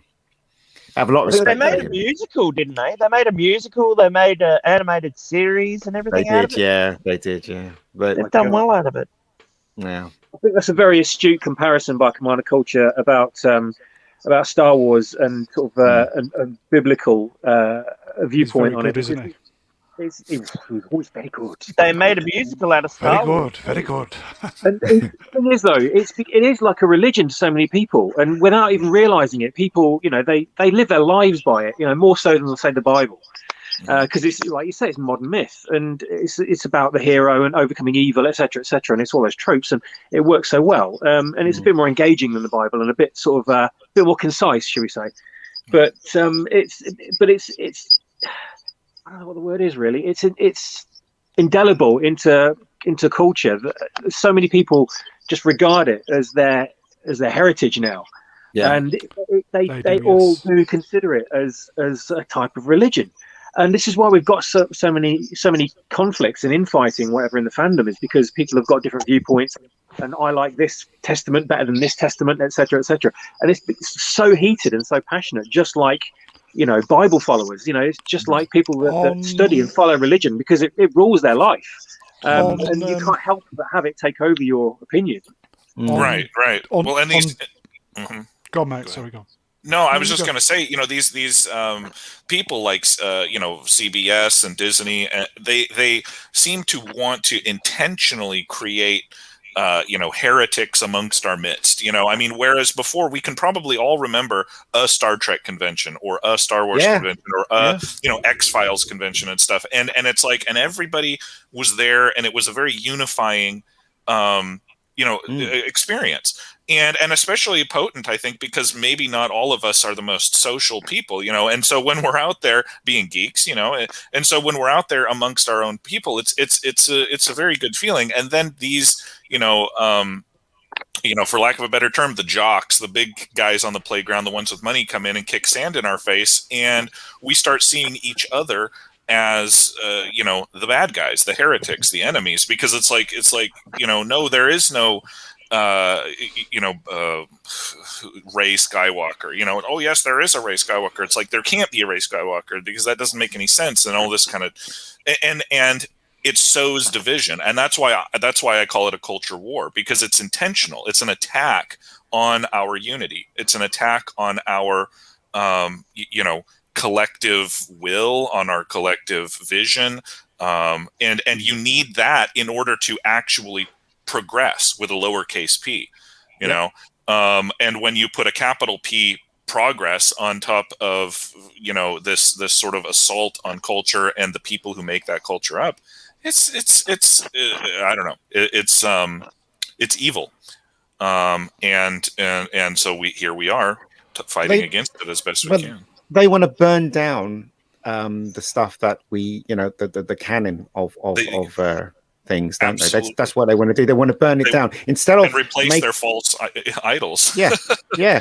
Instead of making something up themselves, and if your feminists make up this female heroine that is just as good as Indiana Jones or whatever, they rather burn something down and insert what they believe into stuff than to actually build something originally and support that. So, well, part of, I mean, if you want to look at the religious angle, it seems like, evil is always a co-opting force. It's never a creative force. Evil can't create. All it can do is corrupt. And so for me, that's prima facie evidence that we're looking at something as evil, because all they can do is insinuate themselves into, beautiful products, into, goodness, and corrupt it into something that is twisted, that is evil, that is, pulling the eye out of a beloved Star Trek character.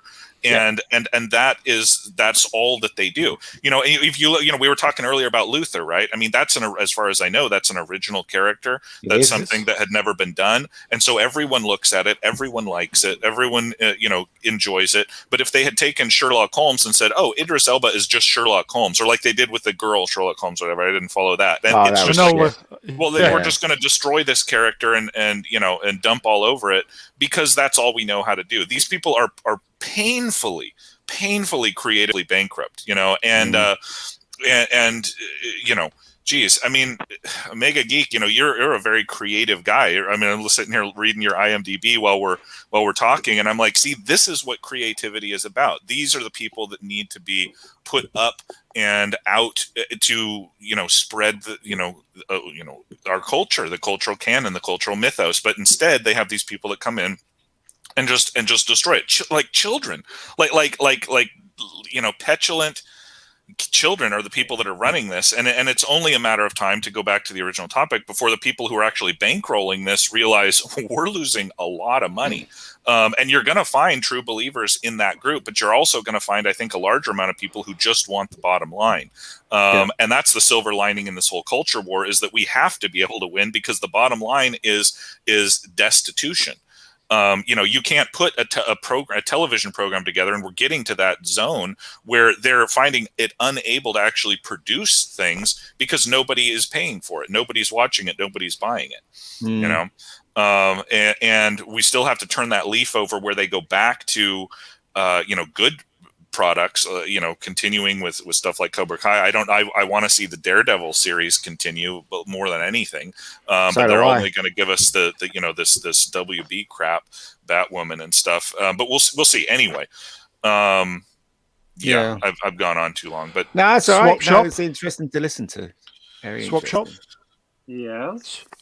He's good. He's good, isn't he? He's very, very good. Yeah. So it's fucking good. I'm appreciated being on the stream with you, Commander Culture. It's the first time, and I've listened to you before. Always impressed, sir. And I tip my cap to you. I think it's a very good observation of the whole, the whole thing about Kathleen Kennedy, and he knows his shit. Yeah, I just I think you hit the nail on the head, sir. Absolutely. Well, thank you, Definitely thank you. I give it a lot of thought. I mean, we all can have a lot of tell. passion about this stuff. We all have a lot of passion. It was either our childhood or it was our formative years, and we understand it at a deeper level as these ideas, the hero's journey and whatnot that underpins our entire culture. And helps us to get up in the morning, and go to work and to take care of our family and to do all of this stuff. And when people try to take that away, I mean, you got to sort of stand up and say, what's going on here? We're heading in, we're in a dark place, culturally. It's scary, as somebody who studies history, somebody who studies culture, we all look at this stuff and it's like, I don't like what I'm seeing, and it's like, we all are trying to put the brakes on it. And I think that's what we have to do. That's all we can do. We have learned from our heroes, from Captain Kirk, from Luke Skywalker, from Spock, that when we see evil, we have to confront it. And that's why they try to tear those heroes down, because they want, they say resistance is futile, right? But it's not. We know. We can fire the deflector dish and make them pay. When they start losing money on their products, that's what's gonna make them wake up. When they start losing a lot of money, that's when, I mean, I think Disney's slowly waking up, but Disney's a horror. I used to think Disney was great when I was a kid. They were, guys. They were so creative. They were, yeah. Yeah. Yeah. I mean, imagine, like I do this sometimes. Imagine what the next 3 episodes of Star Wars could have been. Yeah. Imagine what it could have been. And I'm not just saying, well, let's just see Carrie Fisher and Mark Hamill and everyone back on screen together. I'm talking about the story, I mean, and anybody competent could have taken, I mean, already the Timothy Zahn stories were there, the greatest stories that you could ever imagine. If you guys haven't read those continuations, you really need to treat yourself. But like, we could have had, it could have been a $10 billion movie. No, I'm not kidding you. I mean, I and all of us would have gone to see this thing 1 million times. The merchandising would have come in. It would still be going strong, but instead they like intentionally kneecap themselves, for this woke garbage. And so Disney has taken a massive hit. I mean, the property value of Star Wars is cratered. It's just cratered. And, who was in charge at that time? You're telling me that all those people could not see that the first Star Wars film wasn't what was needed? I mean, the first thing you would say is, how comes we don't have Han Solo, Luke Skywalker, and Princess Leia together? That's the first thing you would say. What kind of an idiot would allow someone Solo to write albums. Take them out, take those characters out of a film that those characters live in? Well, I think you've got two dynamics going on here. One is this sort of cult of the new, where it's like, well, we have to get new people in, and the kids aren't going to want to see these old characters, and we have to recreate this. That's one thing. On the other hand, and this is looking back into history, you've got an echo chamber. I mean, if you look like leadership, right? The Japanese leadership in World War II had no idea that something like Pearl Harbor was going to end in something like Hiroshima. Right. Even though anybody looking from the outside and anybody looking back in history, and even people who were writing before the war, said this is going to end badly for them. Right. When the Germans invaded Russia, nobody said, well, wait, didn't that not work for Napoleon? I mean, all of the evidence in their possession would have said this is going to be a massive failure. This is a massive failure. We can't go forward. But instead they did. The inertia, America's adventure in Afghanistan. Right, which may or may not be coming to an end. I mean, the Russians tried it. Alexander the Great tried it, and and it didn't work. And instead, they sit in their own echo chamber saying, "We're right because we are us," and they can't see outside that bubble. And I think that's what happened with the Disney show, or with that first movie. Because as a fan, I don't know how other people looked at it, and some people are like, "Well, this one wasn't that bad," but they were disasters. They were disgusting, horrific disasters. And I haven't seen any of the other 2 Star Wars movies after that first one. Look at you, because it's just like, I'm not even going to pay money for that shit. Do you remember how excited you were when we heard that Force Awakens or something. I was so excited, and you know what? The internet went down when the tickets were for sale, and I literally had to get up at 7 o'clock in the morning, walk to Waterloo, and queue up just to get my ticket for the opening. I remember doing that, buying 20 tickets for my friends. They obviously gave me money back, of course, and to think that we'd wasted our time. It was such a tragedy. It was a huge tragedy.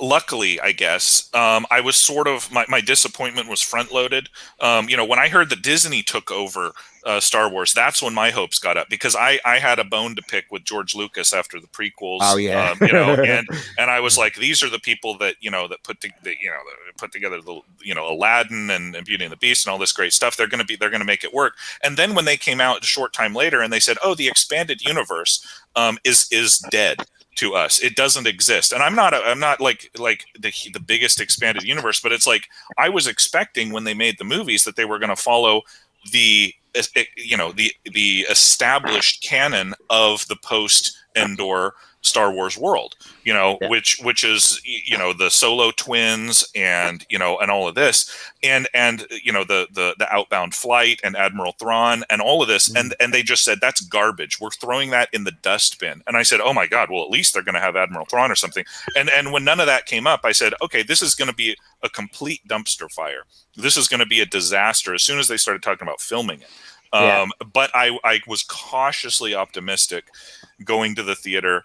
But just looking at the product there was enough to make me barf into my popcorn bucket. It was interesting because when Han Solo appeared, right, there was something in your stomach that went, that's not Han Solo. He just turned into a real dick, didn't he? In Force Awakens, that was never Han Solo. How comes he's not with Princess Leia? And you like all these things were running through my head when I was watching it, and still when I came at the cinema, I went, it was okay. But now when you look back, it was absolute tragedy. It was a tragedy that what they did to those characters.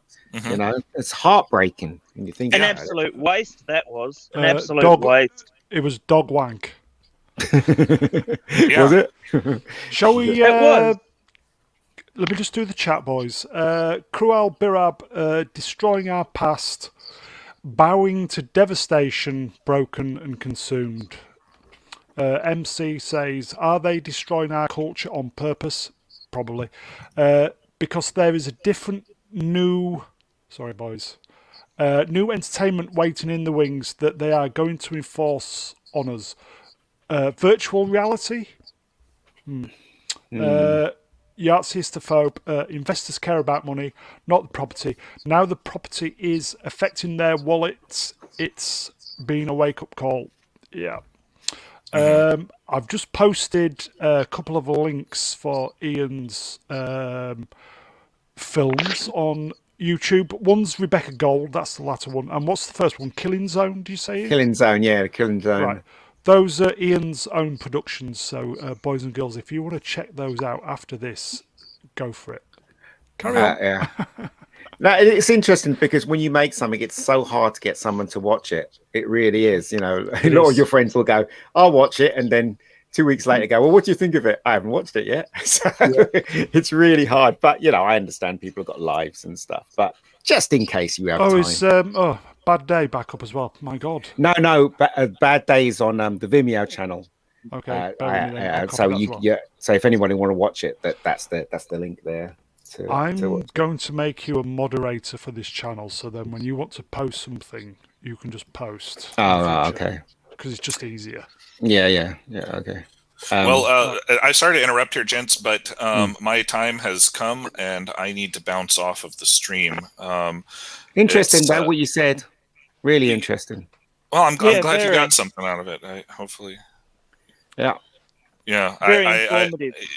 Thank you. I like bouncing ideas and stuff off of fellow culture warriors and people that are making a difference and talking about what we need to do. I could see a show with Commander Culture and MegaGeek by themselves. Really? I would be honored. And perhaps Swap Shop could be in the cupboard somewhere in the closet. Mr. Star Wars Swap Shop. I'm not in the closet. What are you talking about? All right. Okay. Well, you Commander, have, thank you. Yeah. Yeah, cheers. Thank you, Commander. Take care, Thank mate. you. Thank you. Thank you. I'll Nice catch the to rest the of the wife. stream later. We'll And, catch we'll you Nice do. to meet you, soon. mate. Well, nice to Ta-da. meet you guys as well. Take care. See you later, my friend. Bye-bye. hmm Take care. And then there were 4. And then there were 4. We have the painter, we have the X-ray man, and we have the geek. and me. I need to change my. I need to Change change your my avatar. profile pic. Yeah, I don't know what I could change it to. I mean, yeah. Did you like Commander Culture? He's Very intelligent level- man. yeah, Great guy. it's Great guy. his level of knowledge and intelligence is next level. He has his YouTube channel, does he? He does. I need I to. will- Yeah, I'll post a link, boys and girls, to Commander Culture's channel. I'll actually He's- replace him with just deleted Doomcock, so I'll replace him with that one. He's not. He's been moving, you see, so he's not done. He's not done any videos for the last 4 or 5 weeks because he's in between castles. So Okay. he'll Yeah, fair enough. he'll be back on with that before long. But he's really up on the well, as you can tell, the kind of Star Wars, Star Trek, and the American American politics. Whoa. That first film, I didn't mind it. It wasn't bad. I mean, I paid like $50 to go and see it because I thought I'm going to go all out on this. I never go gold where you actually go into the theater and you sit in a nice leather chair and you have food and everything given to you and all this sort of thing. And I thought, yeah, I'm going to watch it, and I watched it, and I actually got stuck next to a man with a breathing problem, and he was. Wasn't Darth Vader, was it? Well, actually, funny you should Was it mention Vader? that. He was on a ventilator. I'm joking. Oh, And he's like this through the entire fucking movie. He's Oh, like, dear. Okay, if it had been Star Wars, it'd have been okay. and I'm like texting people, and I'm going, I'm in the fucking theater, and Darth Vader is next to me. Yeah. And I thought, right, okay, I'm actually going to watch this film, and I'm going to every time now I see that film, I think it's Darth Vader sitting next to me, and so yeah, and I'm like, obviously he should have been in his own little place because of the noise, but anyway, that's just and I thought, well, I paid a lot of money for this damn ticket, but yeah, it's just what can you do? But it was a bad film. And I thought later, I thought when I watched it, I'm like, this is going like the original Star Wars, and I'm like, no, because that's what they did with the first movie, Episode 1. They literally copied that, and I'm like, they wouldn't be so stupid as to do it again. And yes, they did again, and I'm like, what? I'm just like, why would you even bother? Why can't you think of something more? Oh, they wanted to be safe. And I'm like, you had everything. You had the people, you had the stars, and you tried to fit in this. I didn't even think about Rey as being a what do you call it? What do they call it? A Mary Sue? Yeah. I never even saw that in the first film because I thought this will all be explained later. Right, yeah. and so when it wasn't, and I was like, wow, okay, now I know what the term Mary Sue really is. Your bullshitometer wasn't calibrated, was it? Well, no, it's not that. It's just the fact that you kind of hope that the people have common sense and they'll explain things. It's like she was just magic. She fucking knew everything. She knew how to change. Whereas Luke Skywalker, he saw Obi-Wan actually mind control someone. But that's the thing, you see, with the old Star Wars, the characters grew. You know, Han Solo didn't care about anyone in the first one, and towards the end of the movie, he ended up caring. He grew as a character. Luke Skywalker was his farm boy, suddenly became this, you know, the hero, saved, you know, the rebels. He grew. You know, every one of those characters grew. You know, and I mean, learned. It was like Han Solo actually, you know, he actually abandoned his friends. He did, in the original movie. You know, he was like, I'm going, you know, I got everything that I came for. And they're like, yeah, all right. And, much you like know, Harrison and they're Ford like, did. and then, you know, even just that one film, he grew. And if he hadn't have come back, Darth Vader would have shot Luke Skywalker. Luke Skywalker wouldn't have been able to shoot the porthole in the Death Star. That's right. There wouldn't be a, you know, you just got to look at it that way. You know, it has a plot. Yeah, it does. The crazy thing is about The Force Awakens is that, like what you said, you know, they've remade Episode 4, which was also kind of remade with Episode 1. But the fact that they bought Star Wars, then they discarded the EU, which was full of original stories they could have adapted or drawn from, that weren't repeats of what had come before, and completely original, completely engaging, amazing new characters, threw it all away and went, right, so what do we do then? Copy the original movies? You know, like, oh, what are you doing, you know?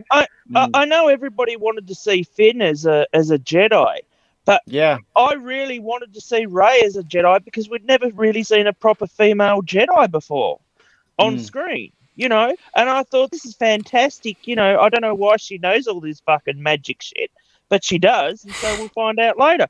But that never happened, and it's like, well, it's like, obviously you had no fucking plan. You just planned to put your own little characters in there to try and make money off, and it's totally backfired now, hasn't it? Yeah, people wanted to see Finn as a Jedi because he was kind of like teased as that in the trailers, wasn't he? But I think they just all we wanted to do was see him as a well-written character. He didn't need to be a Jedi to be a good character, you know. It's like Han Solo was a great character. Exactly right. He wasn't a Jedi. Exactly he wasn't a right. Jedi, you know. People just wanted to see a black Jedi, and it was like, well, you've already seen that anyway in what's his name? But it was just the fact that it was like, no, I want to see a female one. I want to actually see this, and then they just made her like Harry Potter. Virtually, you know? The hurt runs deep, doesn't it, in you? Who, me? No, him stood behind you. I mean, I love Star Wars. I do. I know you do, mate. I mean, I know you do. Ever since I used to, you know, I used to go around when I was freaking 5 years old. I used to go around with a little Yoda T-shirt on, and you know, it's just. It just hurts the fact that they've totally and utterly fucked it up. And when I actually remember the day my friend actually said, because he was a Star Wars fan too, because we didn't meet that many in those days, and he said, "Oh, they're did you hear they're making the next trilogy?" And I'm like, "Oh yeah, right." You know, because you hear that all the time. You know, oh yeah, because you know right, because they were saying it for years that they were going to do it.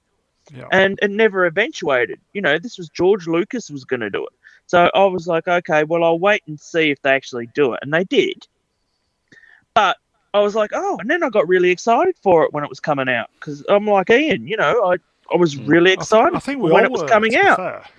And but when he was watching it, okay, and the bit where Kylo Ren was in the forest and he was doing all his and then Finn tried to take him on and stuff like that. I was expecting Luke Skywalker to come out and beat the crap out of him. That's what I was expecting. We didn't, you know, I was sitting in the seat. I was thinking, where's Luke? Luke's going to come out in a minute. He's going to come out. And what did we get? Bloody Luke Skywalker right at the very ending. Yeah, you know, it was just a letdown. It was heartbreaking to watch that film. And what they did to C-3PO and R2-D2, I'll never ever forgive them. They shoehorn these fucking little stupid robots in, like BB-8 and that other fucking that disabled one, and you know, and it was like,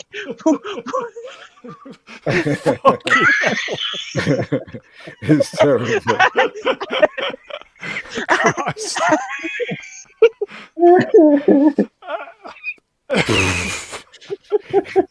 But Ian, save the stream. No, it's an save it.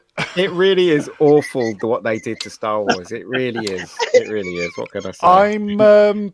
I'm gonna give the final word to Cruel Birab, and then Yeah. we're gonna finish the stream.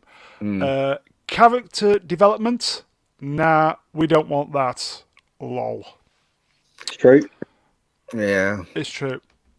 I mean, the thing is, though, the thing is, if it wasn't for Star Wars, I probably would We'd never have nothing met, to talk about.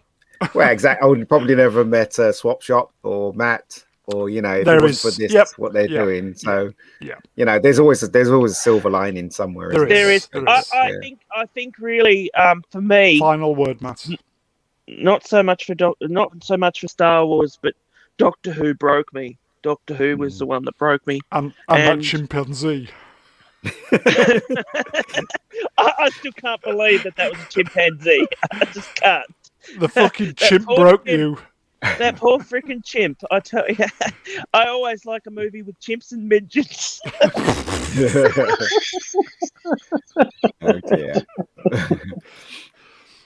I'll just say that to the guys in the chat, thank you for sticking with us for this long. Usual guys, Yahtzeistophobe, Quell Birab, MC, I think Sklavko popped up there at some point. Cheers, guys, for sharing your Saturday night with us. It's been a blast. My Sunday morning, thanks. Yes, as I said, if you guys weren't here, it's just us lot talking bollocks at each other. So appreciate the interaction. Check out the MegaGeeks links, so you've got something to watch when your favourite boys and girls are not streaming. Some good stuff. Ian's a director; he's quite good with stuff like that. So you'll enjoy those. I will say thank you to Dulux Swap Shop. You're welcome. Get that fucking painting done, for God's sake, will you? Oh God, get off me back, Dad. Get your finger out. Mr. Pott, thank you. Thank you very much.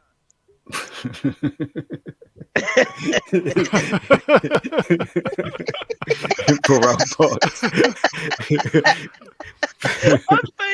I've been pissing myself laughing the last Jesus. Dear, oh dear. I had to put myself on mute. Fucking hell. Oh, dear. Sorry. And the wonderful MegaGeek, thank you, Thank sir. you. Yeah, cheers. No worries.